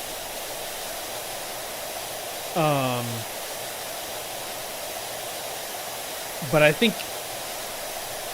I would still rather run into a rhino than run into a hippo, because hippos don't really get scared from very much, if anything at all. Like, they will literally chase you down. I saw a video on Reddit, it was either Reddit or YouTube, of a hippo chasing after a group of people that were in a motorboat, and it was keeping up. Like, it was literally keeping up to them, and they have, like, their teeth are essentially tusks, and they have, like, I think it's like usually like 4 to 6 of those really massive teeth, and then in the back of their mouth they essentially have like giant molars that are able to crush food instantly, and their bite force is really, really large. Like, they have a really strong bite force. I'm fairly certain they've been known to kill lions, and I think they've even been known to kill alligators and crocodiles too. I still would not want to run into a gator or a croc, unlike my wife, who loves them. I would not want to run into those. Apparently they can be pretty docile at times, but I mean, it's a giant lizard essentially. There's a reason why they call it lizard brain. They eat, sleep, and poop. That's pretty much all they do, and so everything that's not food, they don't really care about. And they're pretty territorial too, especially when they've got a nest nearby. They're really territorial. And sharks are like pretty gators for life. Yep.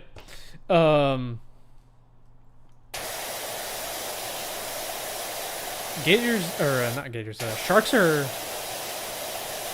actually not that violent. They'll take a nibble out of something just because they're like bored and curious.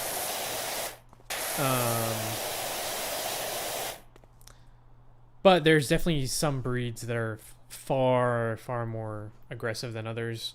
I think like great whites can be a little bit more aggressive, but I think the most aggressive one, it's either like a tiger shark or a yellow shark or whatever it was, or maybe it's a hammerhead. There's a breed of sharks that's far more aggressive than all the rest. But when it comes to like deep sea marine life, according to my dad, who is a master diver,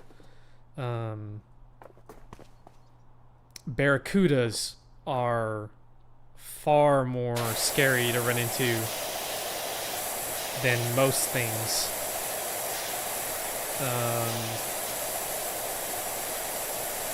I think he's told us a story about one of his friends or somebody that he knew that either got his thumb bitten by one or bitten off by one, and it was like bleeding out. But barracudas are pretty scary. Mako sharks are pretty aggressive. I think they're deep water. Mako, yeah, that might be it. Yeah, it's definitely not all breeds of sharks. But yeah, barracudas, those are pretty nasty, and they've got really, really sharp, like razor sharp teeth.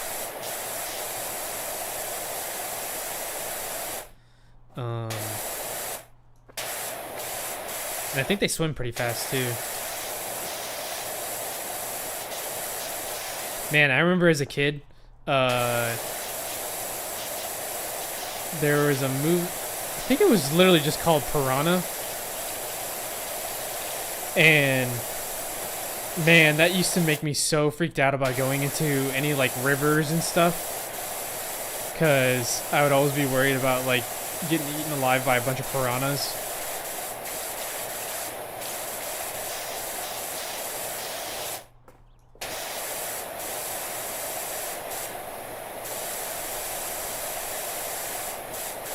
And then of course, stingrays, those will always freak me out because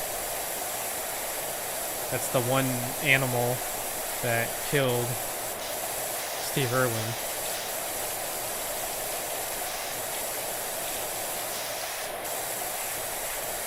Apparently, like, had they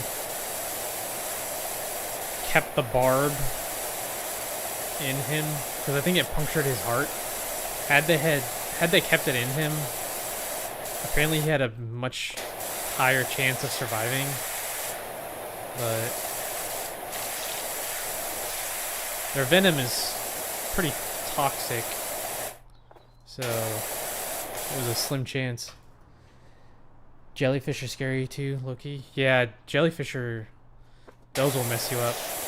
I think box jellyfish supposedly have like one of the most potent and deadly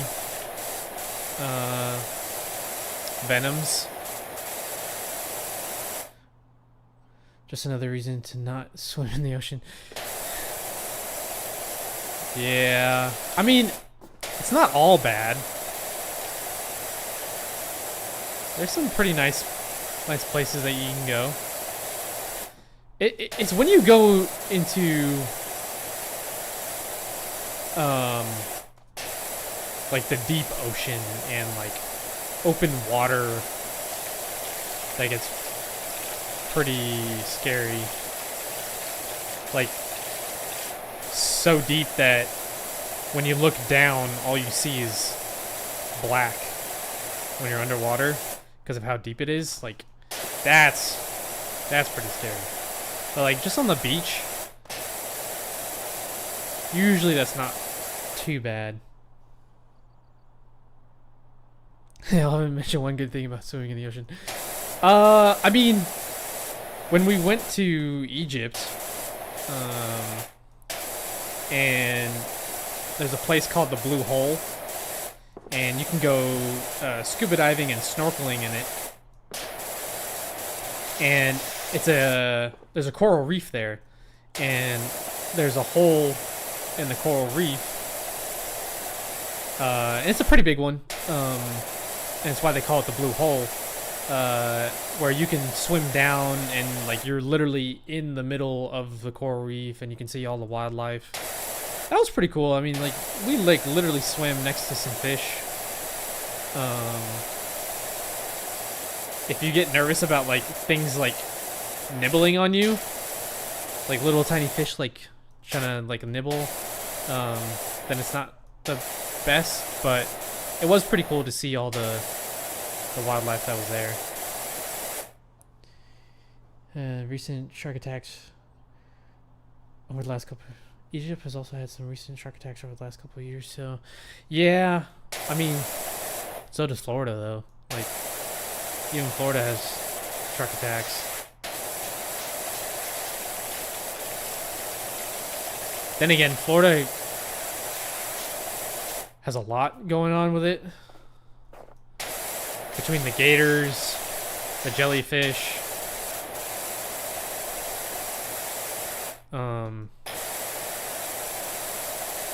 Their big thing that they have going on is all the anacondas that got released and have become a nuisance over there. And hogs.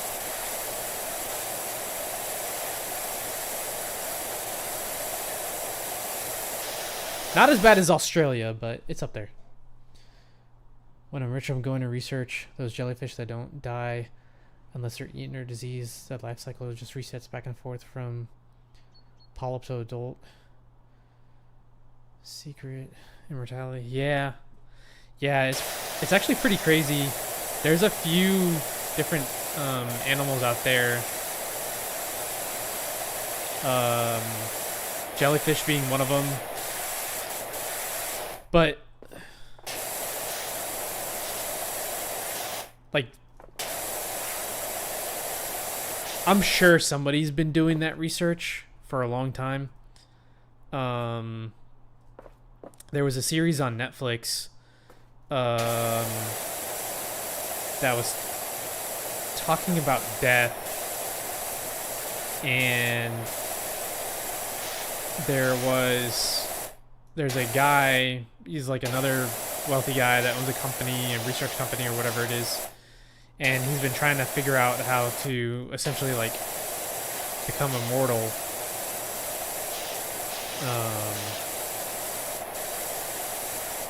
And so I'm sure there's some research that's been going into it. Like starfishes are another one where they're able to regrow limbs, which is crazy. Like salamanders can regrow their tails.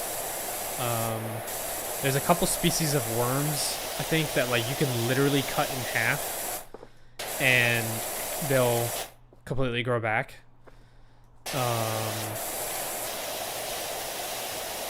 Octopus, like those are also really interesting. They're incredibly intelligent creatures, and there's a few species of them that I think also can regrow their limbs and live for a really long time. But their thing, like their camouflage, like the way that they do their camouflage, that's some like really cool stuff. There's also like, I know that there's been some research being done with some of the jellyfish and for their bioluminescence,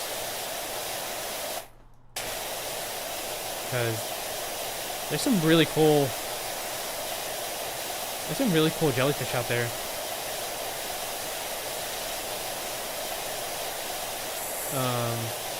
A lot of the animals from the Avatar movies and like the wildlife that's in them was inspired by when James Cameron did a deep sea dive. And there's a whole Netflix, was it on? I think it was on Netflix when I watched it. There's a whole documentary about when he goes down into the Marianas Trench, and all the wildlife down there that he ends up seeing, where like literally sunlight cannot reach and there's still life down there, is really cool. And I think he even said like a lot of those that he had encountered inspired the creatures from the movies.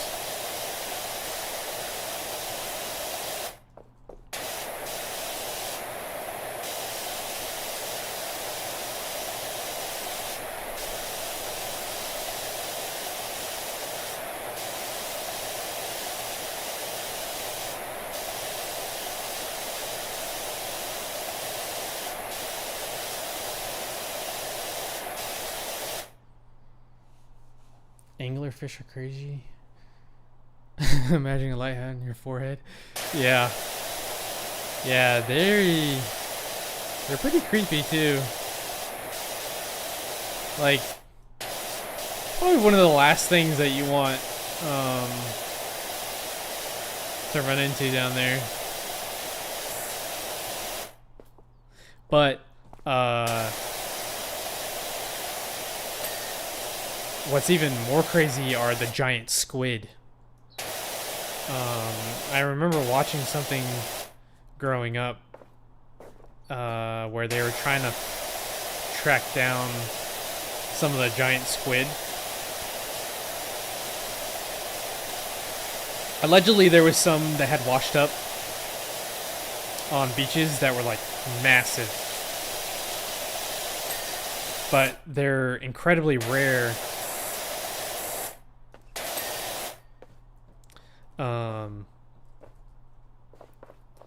But yeah, like running into those,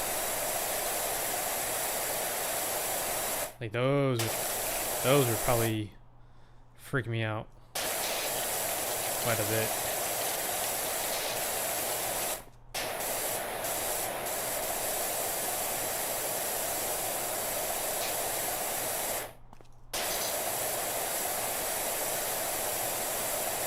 Those and orcas. Apparently orcas are really violent.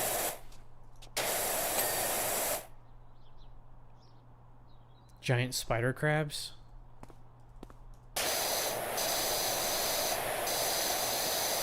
I don't know if I would be freaked out about those.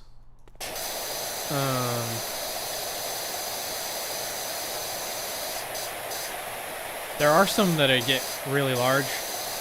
I saw a video. I think it was also on Reddit. I don't have social media, so a lot of the things I see are usually either on Reddit or YouTube. But there was a video on one of them where somebody found the remnants, like the giant claw of a crab, and it was huge. I mean, I'm talking like 2 or 3 feet across, with how large it was. It was pretty massive. So you'd only imagine like how large that crab would have been. Orcas rarely ever attack humans. Scary to encounter one if you're a fish, though. Yeah. That's fair. Yeah, that's fair.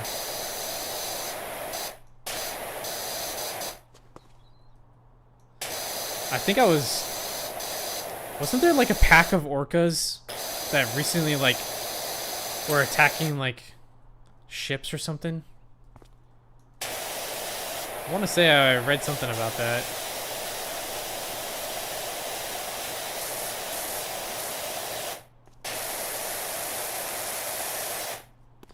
Okay, we're at 97. Okay, so it looks like I just got that one. Where's the ladder? Do. Stick this bad boy right there. Is this the last thing? Oh no. Okay, so I got the top of that. This. Oh yeah, the tops of these. I don't think I can reach that from here. Okay, let's do this first.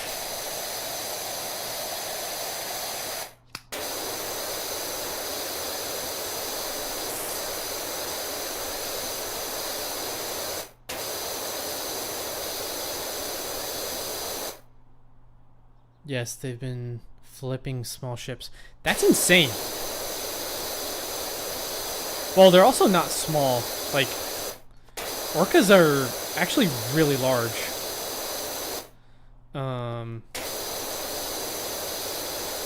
And I think they almost always go in packs. So if you have like 3 or 4 of them, and they're pretty strong, like, that's pretty crazy.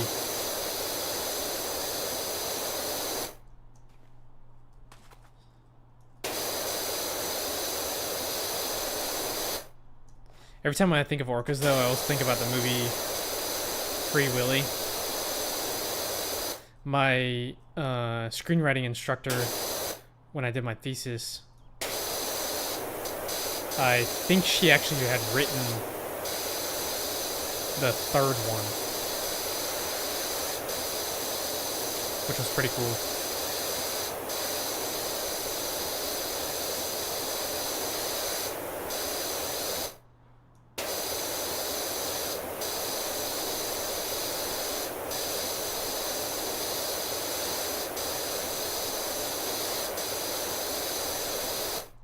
Hello?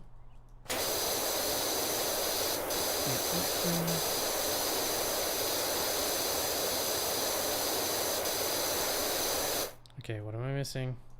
Ah!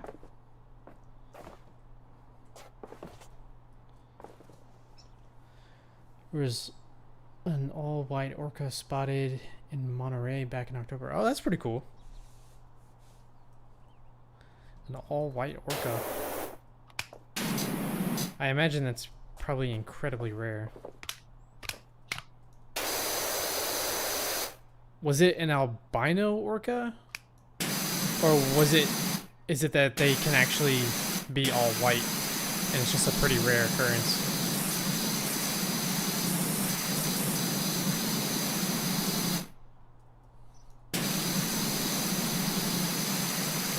Yeah, cause like lobsters, like the blue lobster is incredibly rare.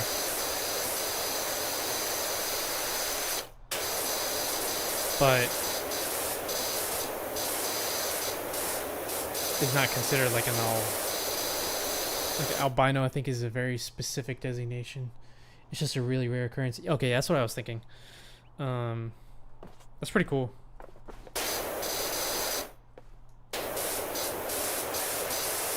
I wonder, like,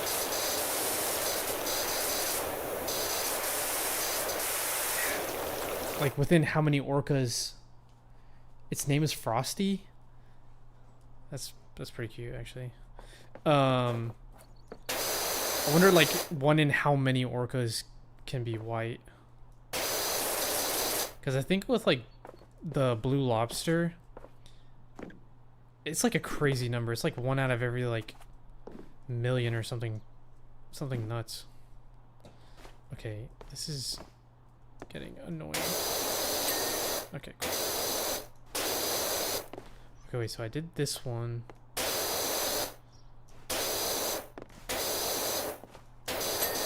Boom. Okay.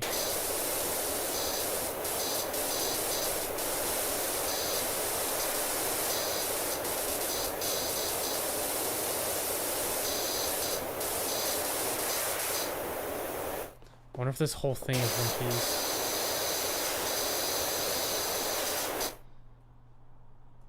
Okay.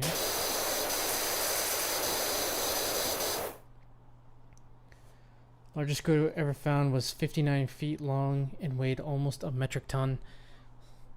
Like, was there a real one? Because I know that there was some fake ones that were found too. That's massive, though. 59 feet? That is huge. Nice. I think I need this stool. Where did that little stool go? According to National Geographic. Okay, that's reputable.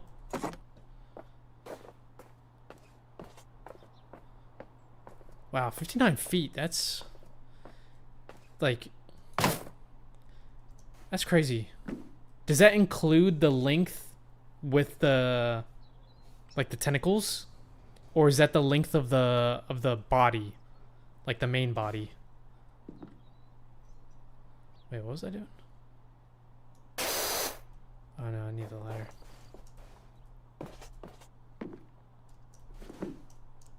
Go! What are you doing?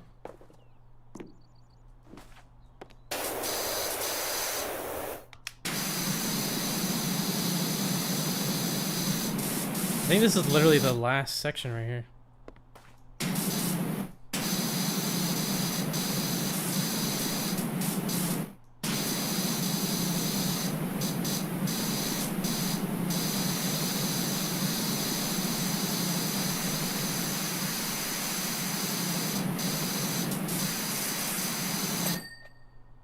Oh, nice.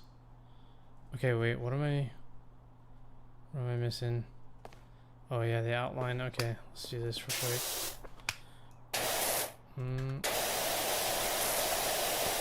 The hard part is that this outline is like really hard to see.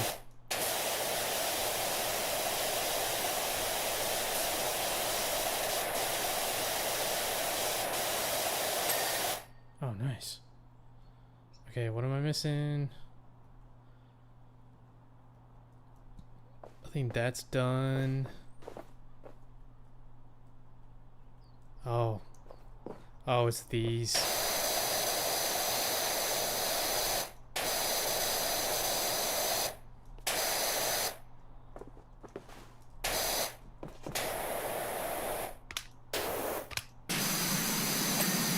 Okay, that one's good.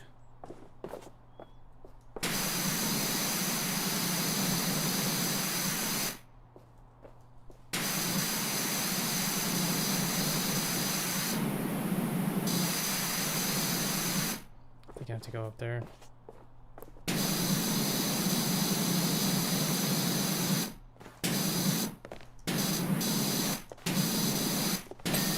Nice, okay, that was good. What am I missing?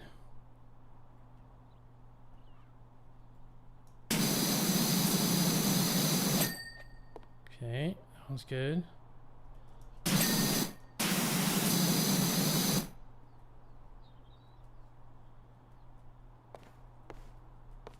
This is what I'm talking about. There's like one or two like little tiny blemishes. Is this done? This is not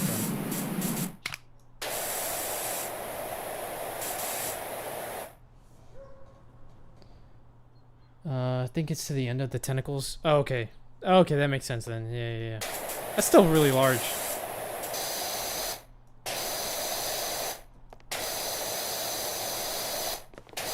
Is that as large as a blue whale? I think. Pretty sure that's pretty close. I know blue whales are the largest. I think they're the largest animal ever on Earth. Like, they're mammals, I'm pretty sure. But I think they're like the largest animal ever. Okay, that's done. What am I missing? What am I missing?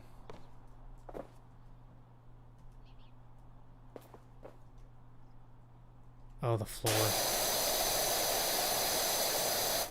Oh, yeah.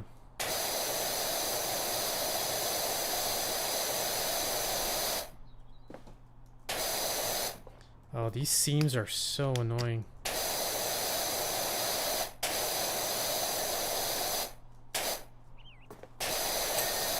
Okay, that one's good. This one. Blue whales are 90 feet and 100,000 pounds. Okay, yeah, never mind. Okay, yeah, blue whales. That's like nearly double the size. Yeah, I know blue whales are the largest. I just didn't expect them to be that large. 90 feet. That's insane.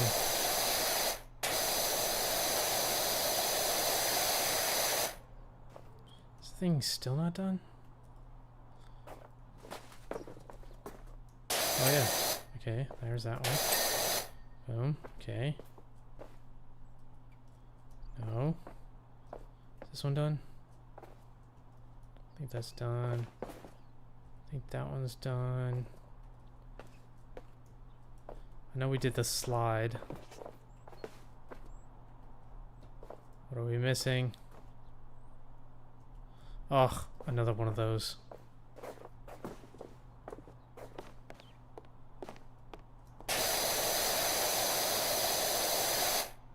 Is it that one too?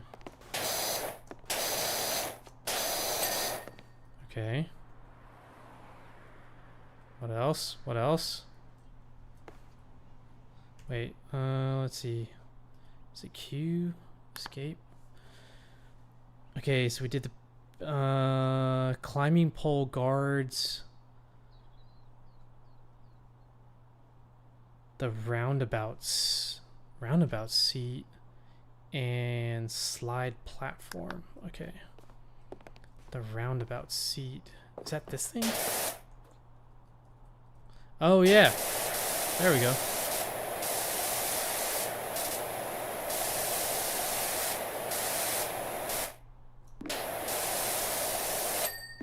Okay, cool.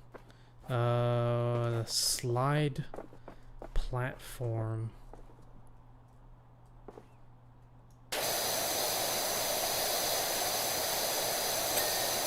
Okay.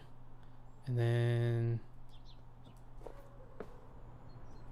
what was it?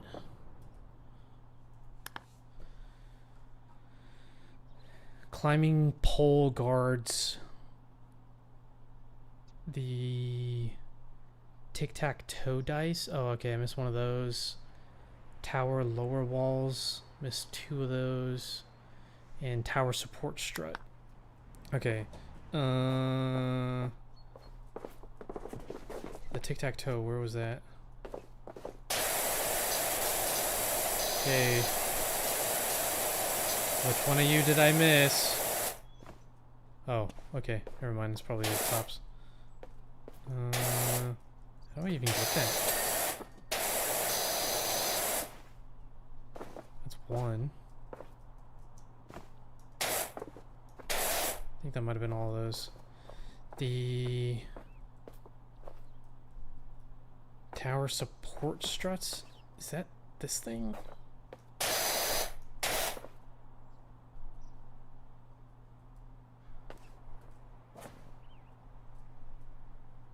I don't see anything shining on it, so I don't think it's that.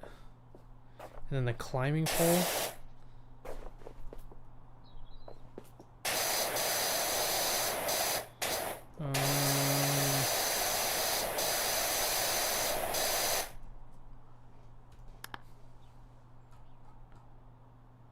Climbing pole guards. Climbing pole guards. Is there another climbing pole? Oh! I wonder if that's these.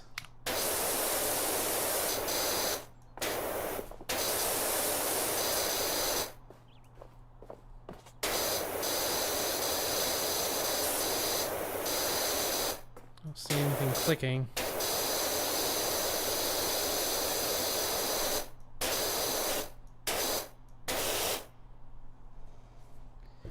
That's average. Largest on record was 110 feet and 418,000 pounds. Jeez.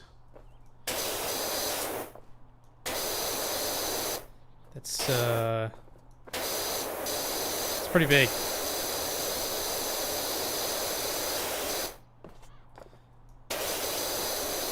Yeah, that's like definitely one of those things that, like, if you imagine like swimming next to that, it's just so large. It I feel like it would like cause anxiety or like be even like hard to believe because of how large they are. Okay, climbing rope guards. Is that this thing? Oh yeah, okay, there we go. Okay, there's that one. Climbing rope guards. That's not really a climbing rope.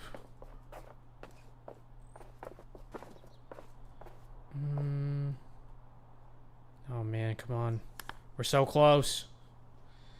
Climbing pole guards. Not rope. Climbing pole guards. Tower vertical struts. 13 out of 14. Tower strut. Tower support strut. 27 out of 28. And tower lower walls. Okay, so I definitely missed a lower wall somewhere.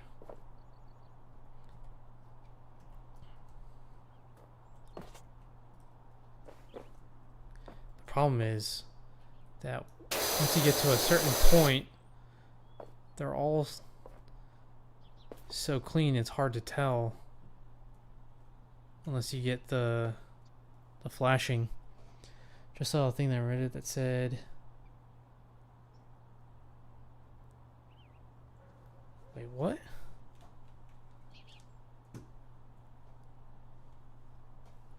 Where'd my mouse go?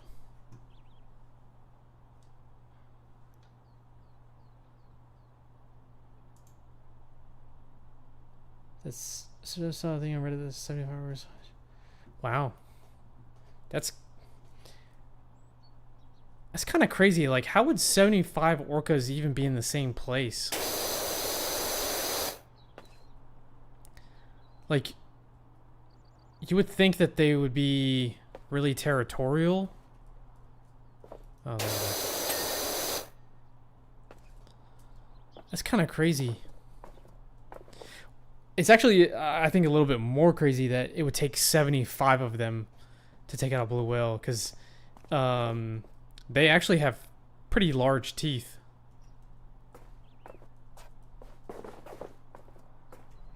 Okay, tower support strut. Oh, okay, there they are. Okay, there's that one. Tower support strut. Tower vertical struts. Tower support strut. Oh, there it is. Wow. That was really hard to see. Okay, so that's a vertical strut. And then tower support strut, I guess, is that one of the bottom ones?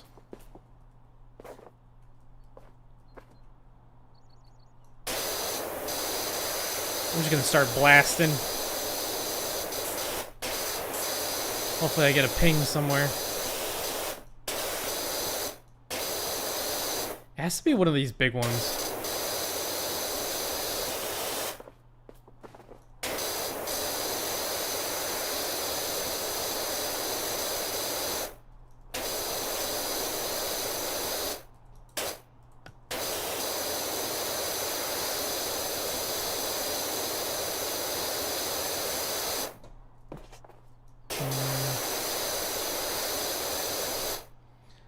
Blue whales technically do not have any natural predators, I believe, so that's wild that the orcas manage that. I don't think they have any natural predators because of how large they are. But, like, you take 75 of really any animal for the most part, and it's going to be able to take down something.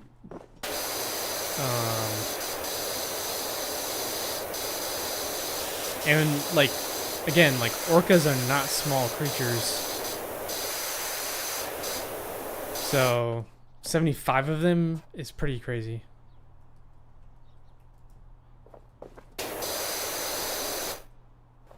Oh my god. Where is this last one?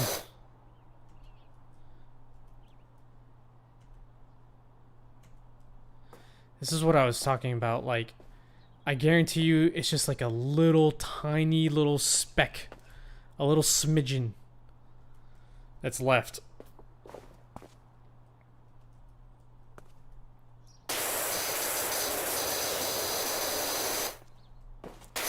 Where are you?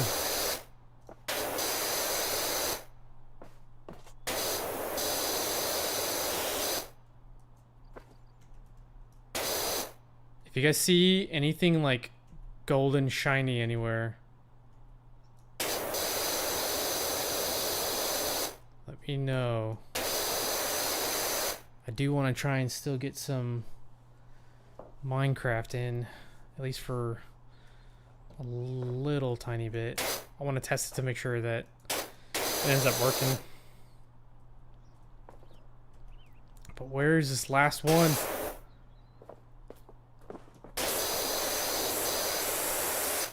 Tower support strut. I mean, like, all three of these are towers.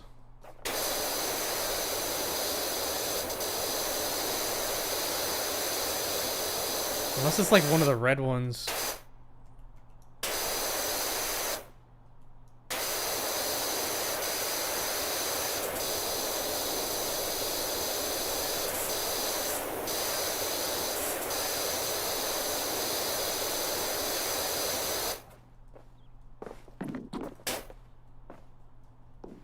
Probably have to go inside here.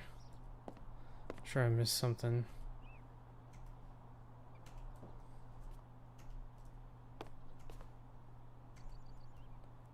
I don't see anything popping up.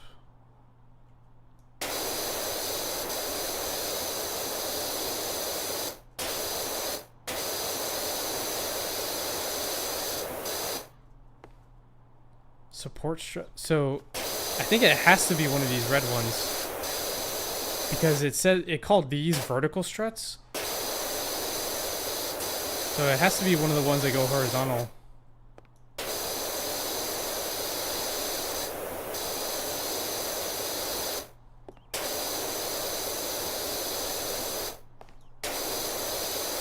The problem is I don't remember which ones I've done. Since there's only one left. Maybe it's at the bottom. Like at the ground. Yeah, it could be, yeah. I think it's one of these red ones. Because it's one out of... Yeah, it's 28. And I think the red ones have the most.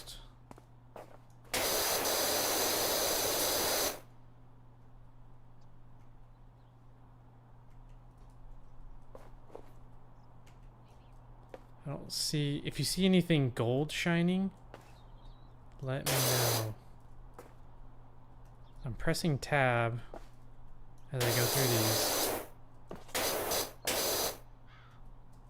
And nothing is standing out. What about the trim at the bottom? Yeah, could be.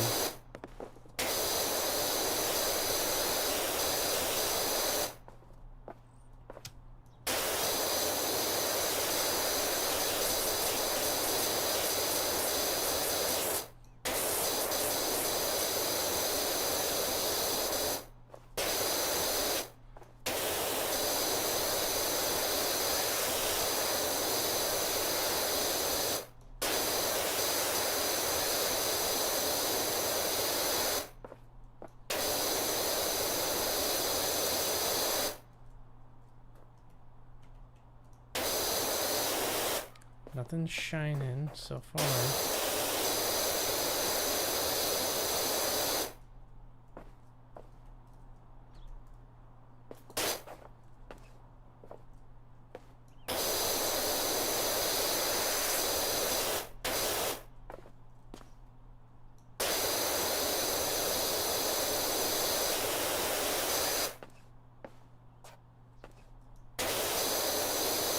I feel like that would be called a baseboard, though. Right? Tabletop, blah, blah, blah.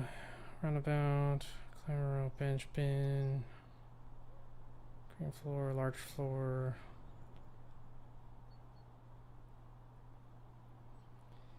Tower floor undersides, tower floors, tower lower walls. Tower roof support struts, tower roofs, tower support strut, tower tabletop, tower shelter, tower trims. Maybe that's called the trim, the bottom one. Upper walls, tower vertical struts. So we know the vertical struts was the corner pieces. So tower support struts. Tower support struts. I mean, support things are typically at the bottom. Oh,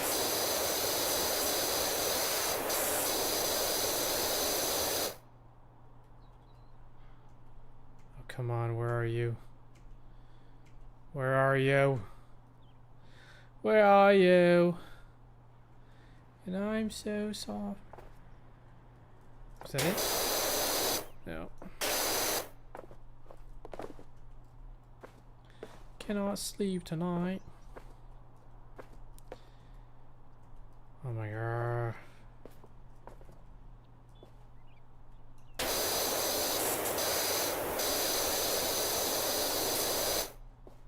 I feel like I've gone over all these things like 1,200 times.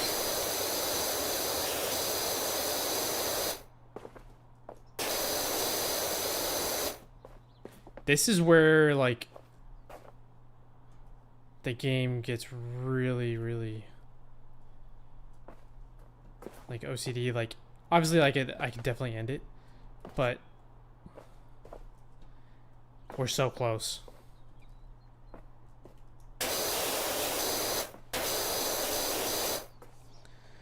Under the rock climbing wall between the red support strut. Under the rock climbing wall between the red support. Oh, this thing? I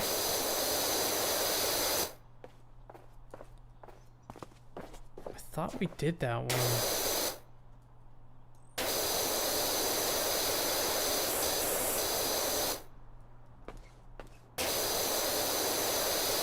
That would be an annoying one.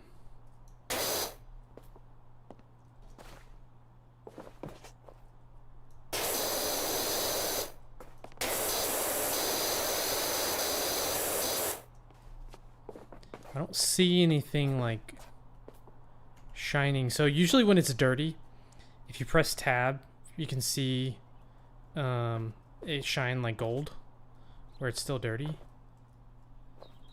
But I don't see anything shining up. Oh, there it is. Wow. Oh my. That one little corner right there. Oh, jeez. Oh my god. That one little tiny corner. I probably looked there like, I don't know, 100 times and I didn't even notice it. That's crazy. It is crazy. Alright, that one's done. Whoop whoop. Unlocked the golf cart and the detached house. Okay, so I think we're gonna switch over to Minecraft real quick. I gotta boot that up though.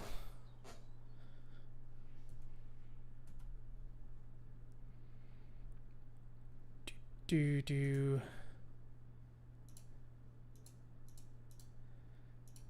Because I do want to test it to make sure that's all working. Okay, close that. I had to fiddle around with the settings a little bit because I was getting a lot of skipping and hitching. So I want to see if it comes out smoothly for y'all.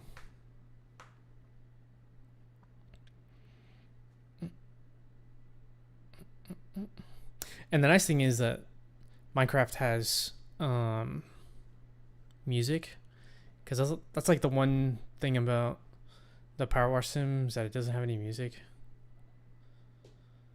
which isn't necessarily a bad thing, but I don't know. It's kind of a different vibe.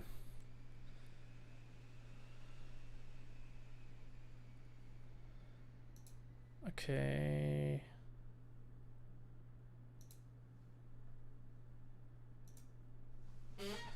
All right, so let's make that live.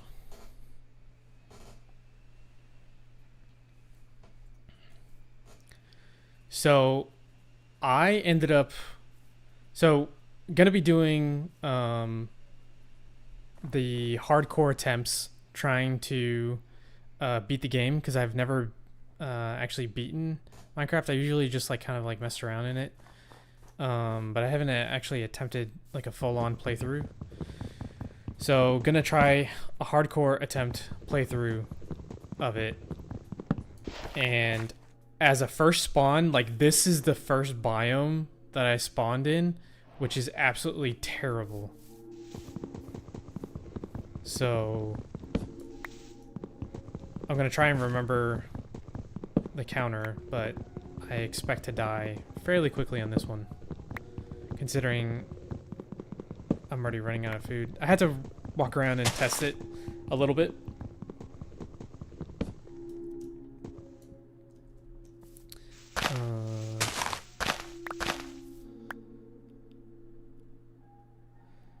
Yeah, it's pretty fun. I like it a lot. Okay, now I just gotta remember all the keybinds. Let's see. There we go. Okay. And then what was it? No. How do you make a crafting table? Was it? No. Actually, I don't even think this would. Does this? Yeah, I don't even think this wood makes... Does it?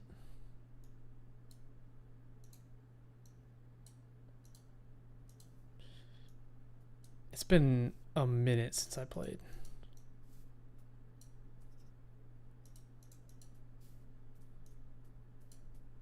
There we go, okay. Something is walking close to me? And I hear it? Okay. Let's at least drop this.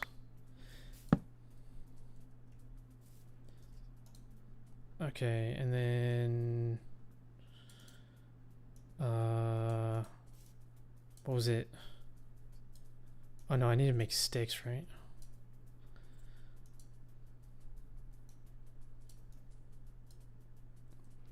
Oh man, I don't remember the keybinds.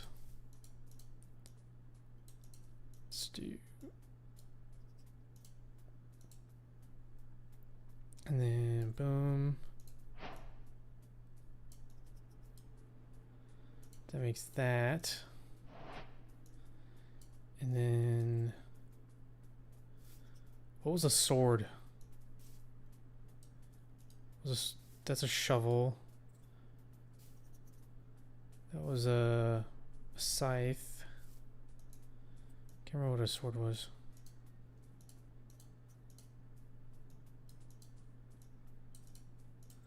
Let's just use this for now.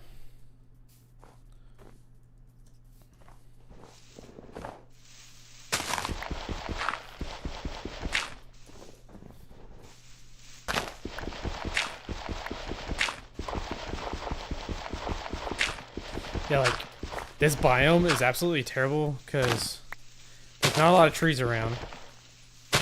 So making a base here is going to be, like, incredibly difficult. What is hopping around? What are you doing? Get out of here. Get out of here. Go. Go, go, go, go. But yeah, like, this is all ice. Which is not so great. What is that? Are those polar bears? Oh, this might not go well. Just walking by. Chill, chill, chill, chill, chill. They swim? No!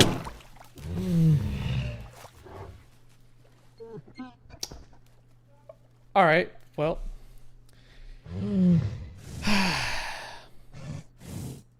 That was one death. Cool. That's cool. That's cool. No worries. Hello? Do you have to respawn every time? Polar bears doing fat. Yes, thank you. Yeah.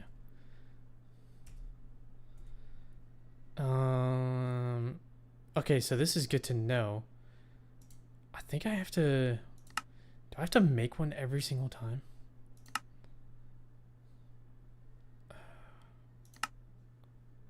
Maybe I do. Okay. Attempt number 2. Because apparently I forgot that polar bears can swim. Yeah, hopefully this time we spawn into a better biome. Because that one was not good. This is worse. This is actually worse. There's not even trees nearby. Oh, come on.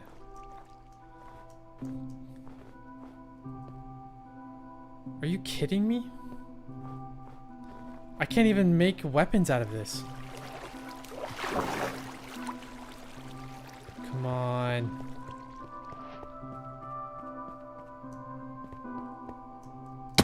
Oh, no. Okay, okay, okay. This is fine. This is fine. This is fine.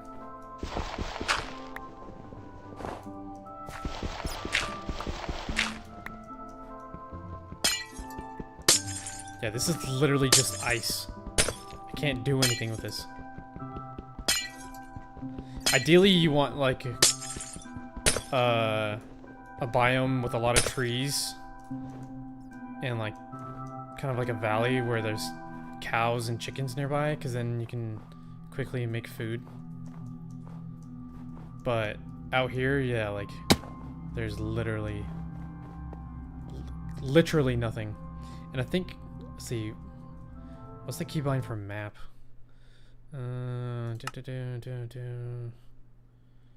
Where is it?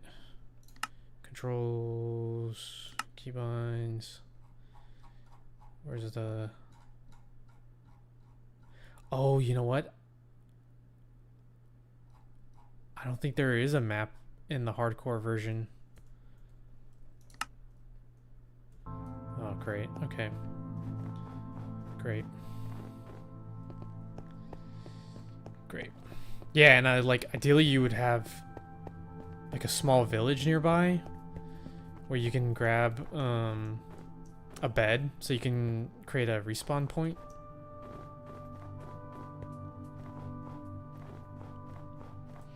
Wait, did my actual keybinds stick from the last one? Crouch, sneak, left shift. Okay, cool. Just have to make sure.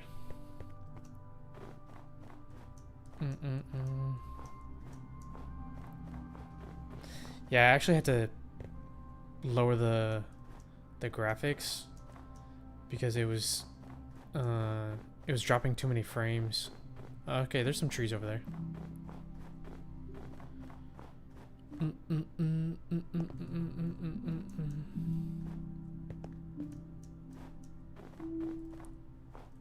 I would go down there right now, but if I don't get food like very soon, I will not make it.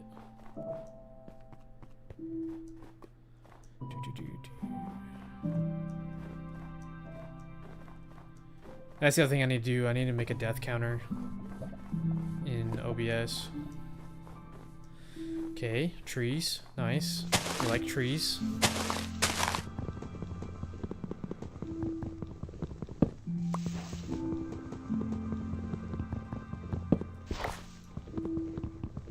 Yeah, so if you don't know, when you die in the hardcore version, you lose everything, and it completely resets.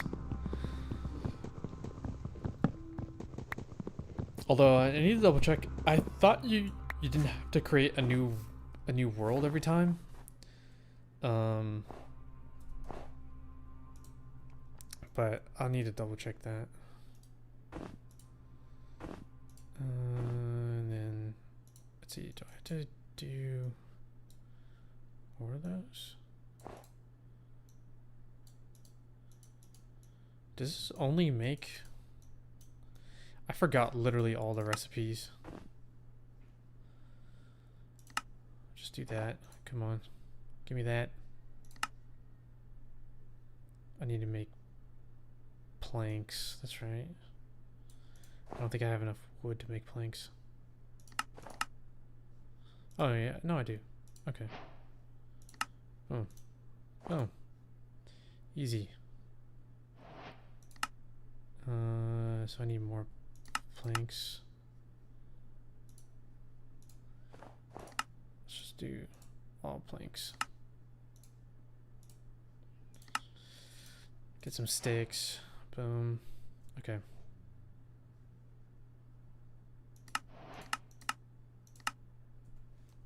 Okay, cool. Because we're gonna need that.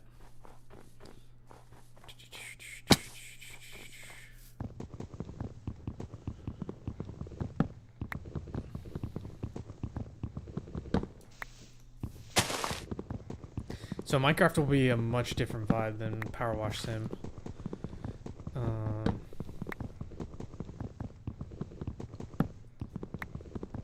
It's gonna be far more scary, for one. Considering you can die at like literally any second. And then let's do place that. All right. Let's make one of these. And okay, that's what it was. One stick and then two of those. Okay. Let's put that there. That really? What is that? Oh yeah, I can make a boat. What do I need? Dark. Oh, okay, there we go. Got a boat. Got a sword. I should go back and kill those dang polar bears. Oh, I'm gonna take this with me.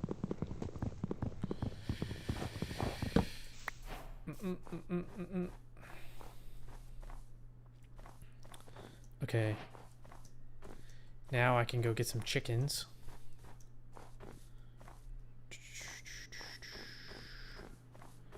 At least there's a forest biome here, it looks like. So one thing you definitely need is bamboo.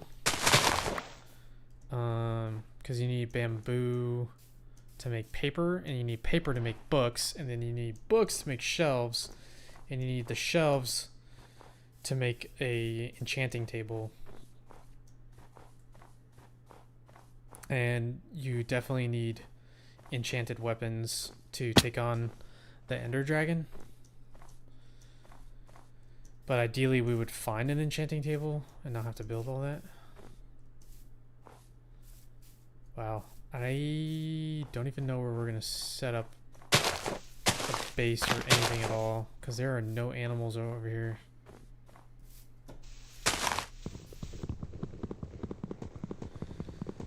Pretty sure this one is going to be a reset, but we'll see.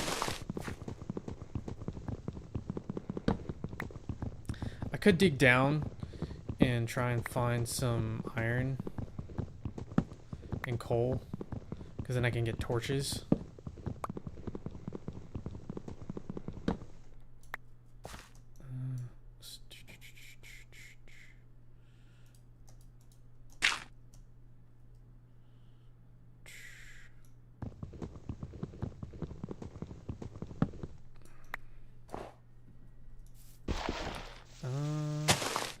I have a feeling though everything over here is just gonna end up being underwater, since there's so much water nearby. So again, probably want to try and find something that's a little bit... Cows! Okay, I'm really sorry I have to do this. I'm really sorry I have to do this. But I need the meat. I'm sorry. I'm sorry. Okay, did I get the meat? I did, okay. I'm really, really sorry, cows. But I need the meat.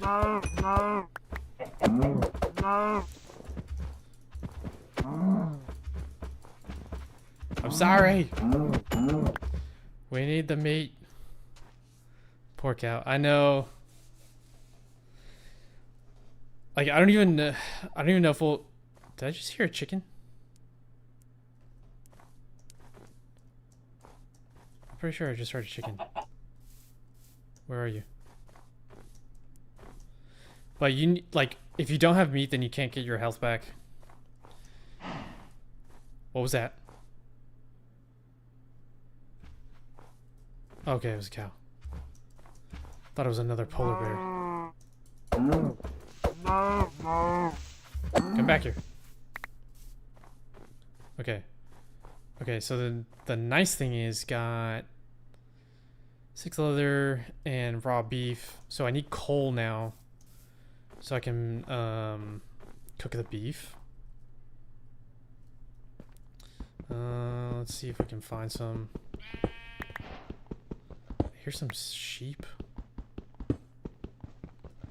Which is good, because we need the wool.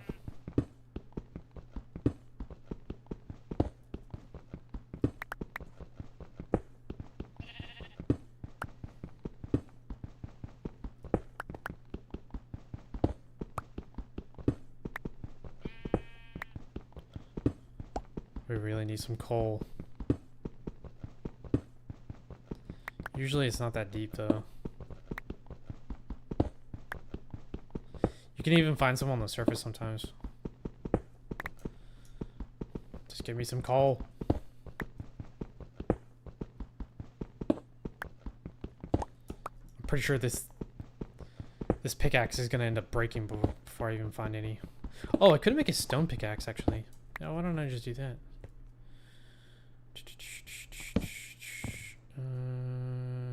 Right tab. Yeah, let's do stone sword. Boom. You can get rid of that. And then let's do... oh, I need sticks. Sticks. Where are the sticks?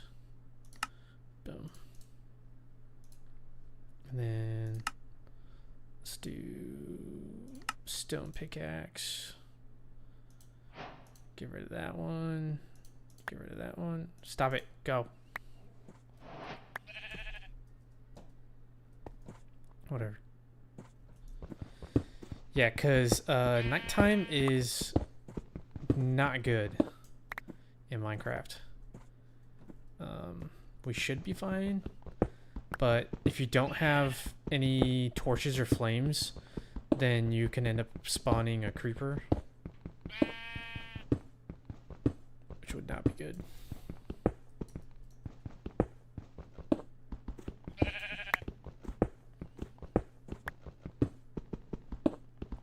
It's also really dark. And it's getting more dark.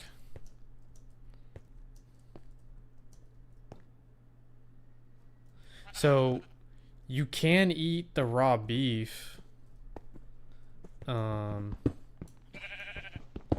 if you do, then you get poisoned. I don't think it's every time, but I think it's like pretty consistent. Although I can like barely see anything. Okay, I think this is dirt. Don't need dirt.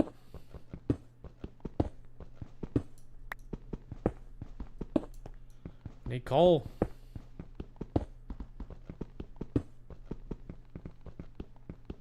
I think I might have to actually go further down.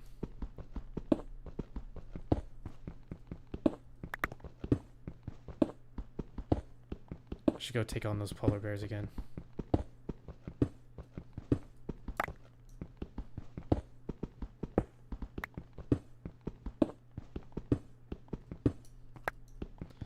Need coal.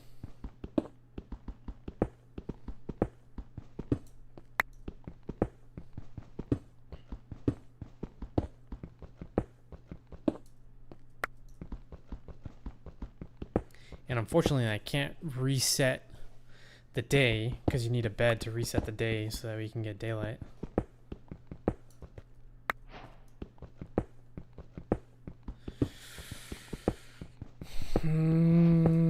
Come on. Where's the coal? Give me the coal. Give me the coal. Give me the coal.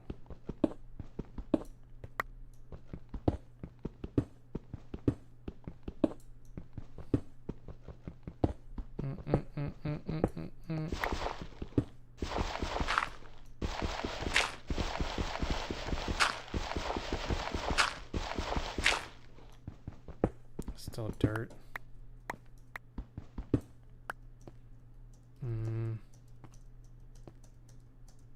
Going pretty far down already. Well, it's not really that far down, but...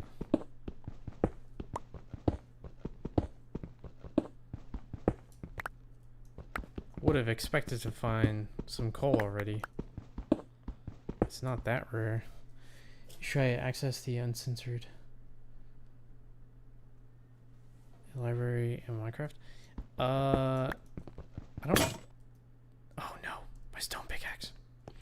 I don't know if you can in the hardcore version.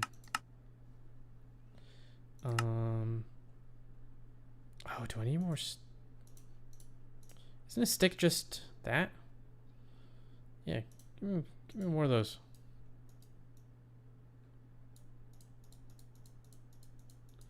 Need a whole bunch of those.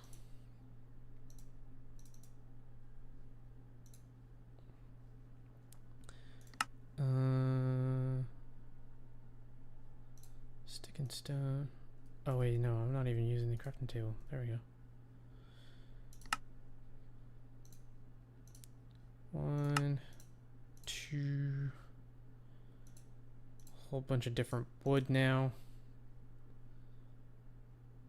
Don't really need a shovel. Oh, I could make a leather cap. Gives you 1 armor.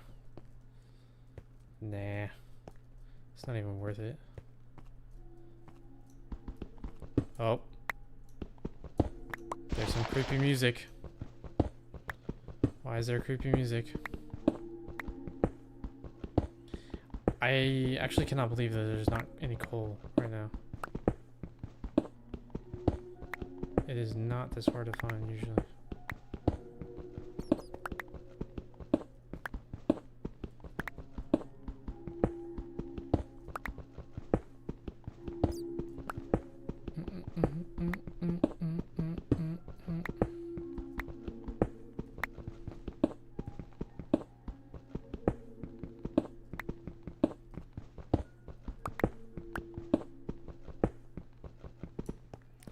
Pass any? No.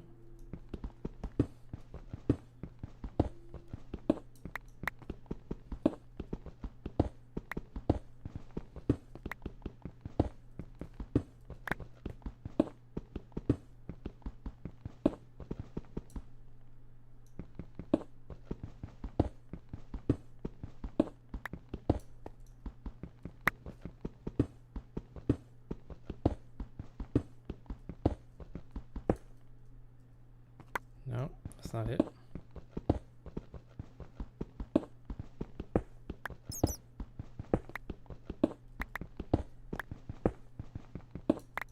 Oh, that's cobblestone. Okay, definitely should be getting closer to it now.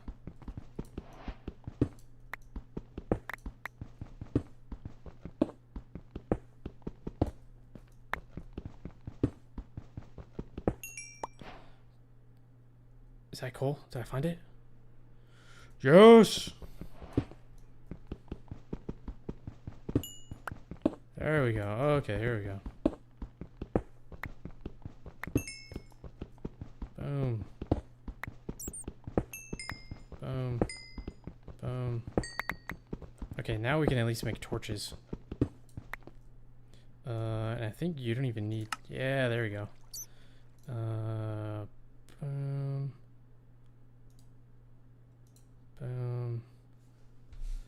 And then... Wait, hello? Is my torch not lit? Hello?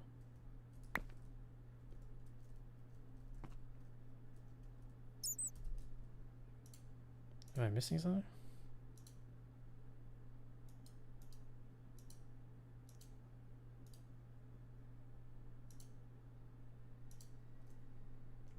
I know you can place them. Hold on. Like I said, it's been a minute since I played. There we go. Oh. All the coal I needed was right here. What was that? What was that?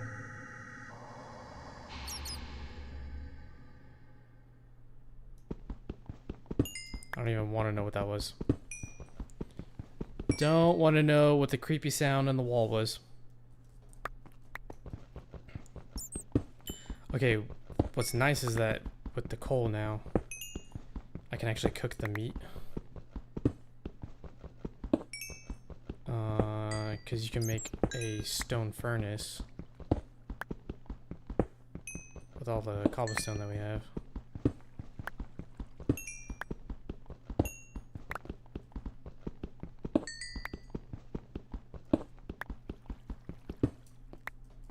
Boom.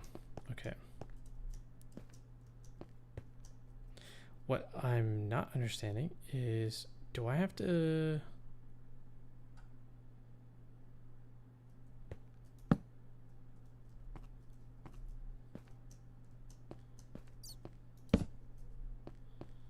Why is this hand not lighting up the torch? Isn't that a thing? Do you have to have it in your hand and then change it? Walk backwards, pick block, blah blah blah. Swap item. Okay, that's F. Okay, let me try that. That's still not lighting up. Okay, weird. Oh, what is that?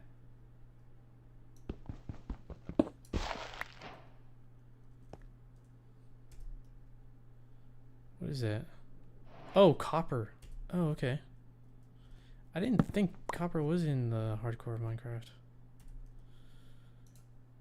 That's cool. Let's just make a bunch of torches real quick.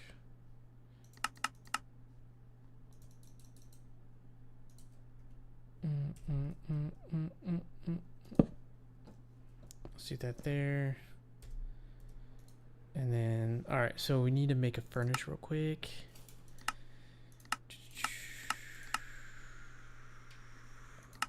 Boom, furnace.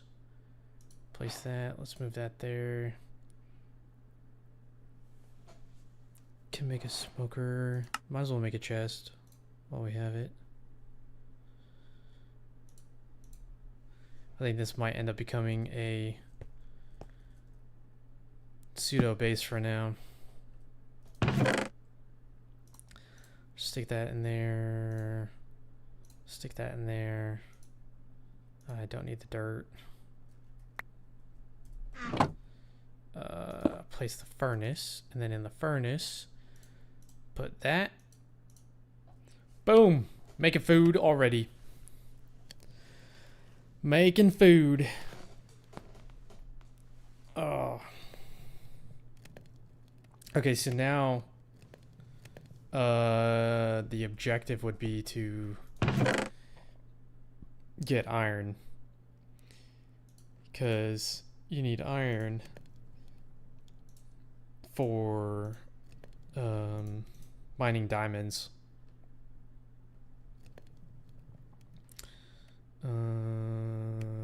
Keep that there, move that there, whatever, that can stay there, that can stay there. We'll just use that up.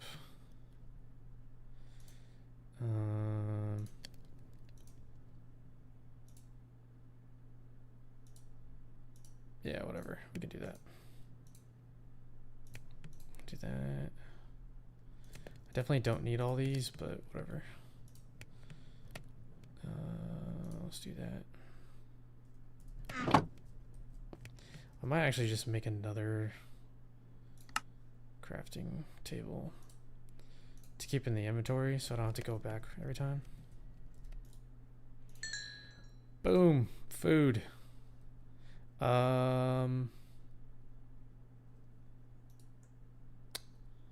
Yeah, let's take the coal with us in case we need to make more torches.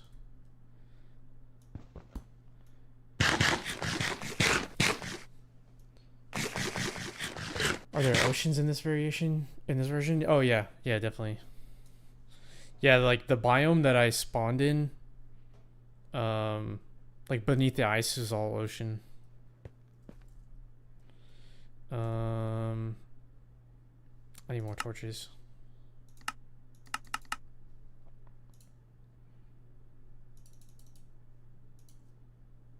Yeah, that should be good. I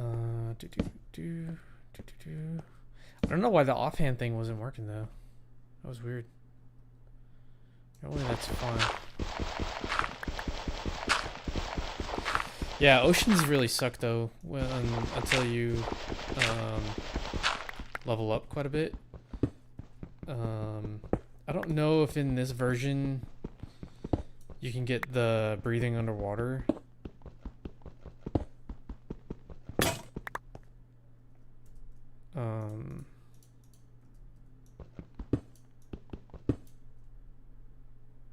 Probably like eventually I'll play one of the other mods. There's some pretty cool mods out there for these. I'm surprised copper's in this because I didn't know copper would be in this. I don't even know what you would use the copper for. My favorite thing to find was the shipwrecks. Oh yeah, those are pretty cool. Yeah. Usually all the gold was in there. In some of the mods, like you can find scrolls and maps.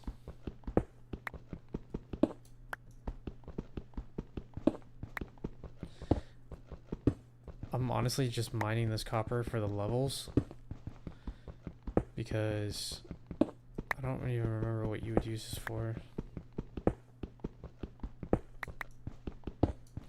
What we really need is iron.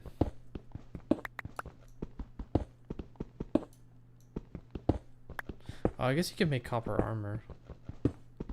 But I think you have to... Yeah, you have to smelt it first in order to use it.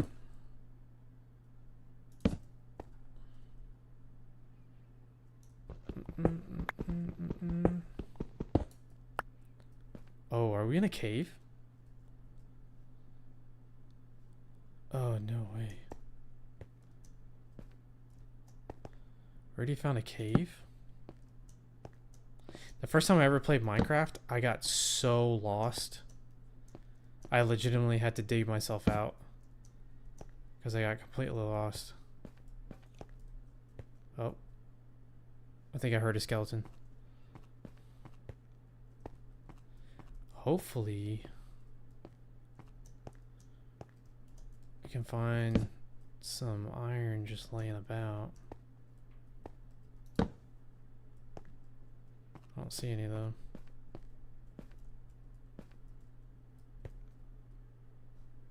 So it looks like there's another spot there.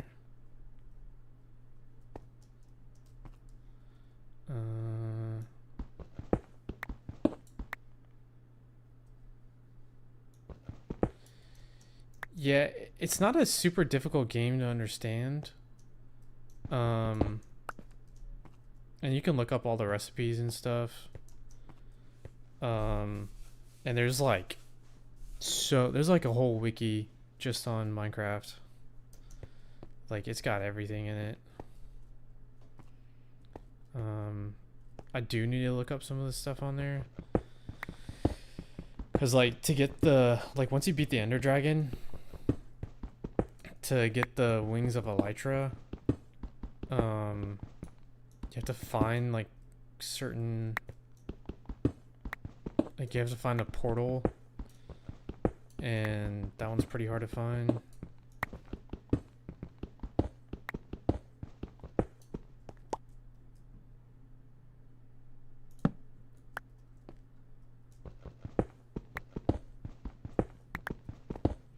And like just navigating through the nether can be really annoying. More coal.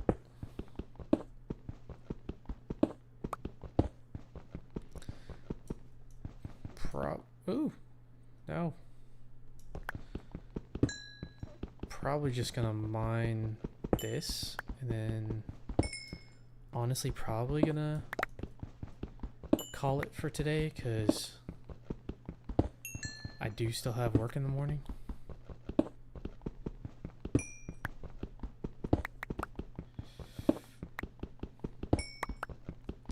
But not too bad.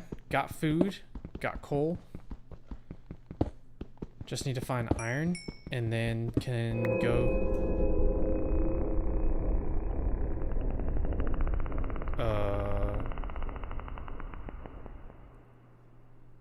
I don't know what that was, but that was creepy. I think that was an. Was that the music for an Enderman?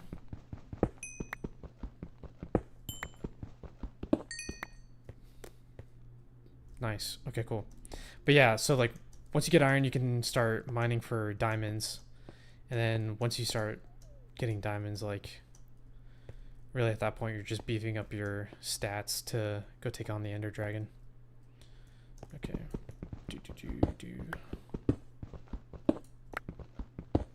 There's some speedrunners that like once they get the diamond, they'll just go and take on the Ender Dragon after they get like just a couple of okay, this is really annoying. A couple enchantments and that was it. Boom, boom, boom, boom.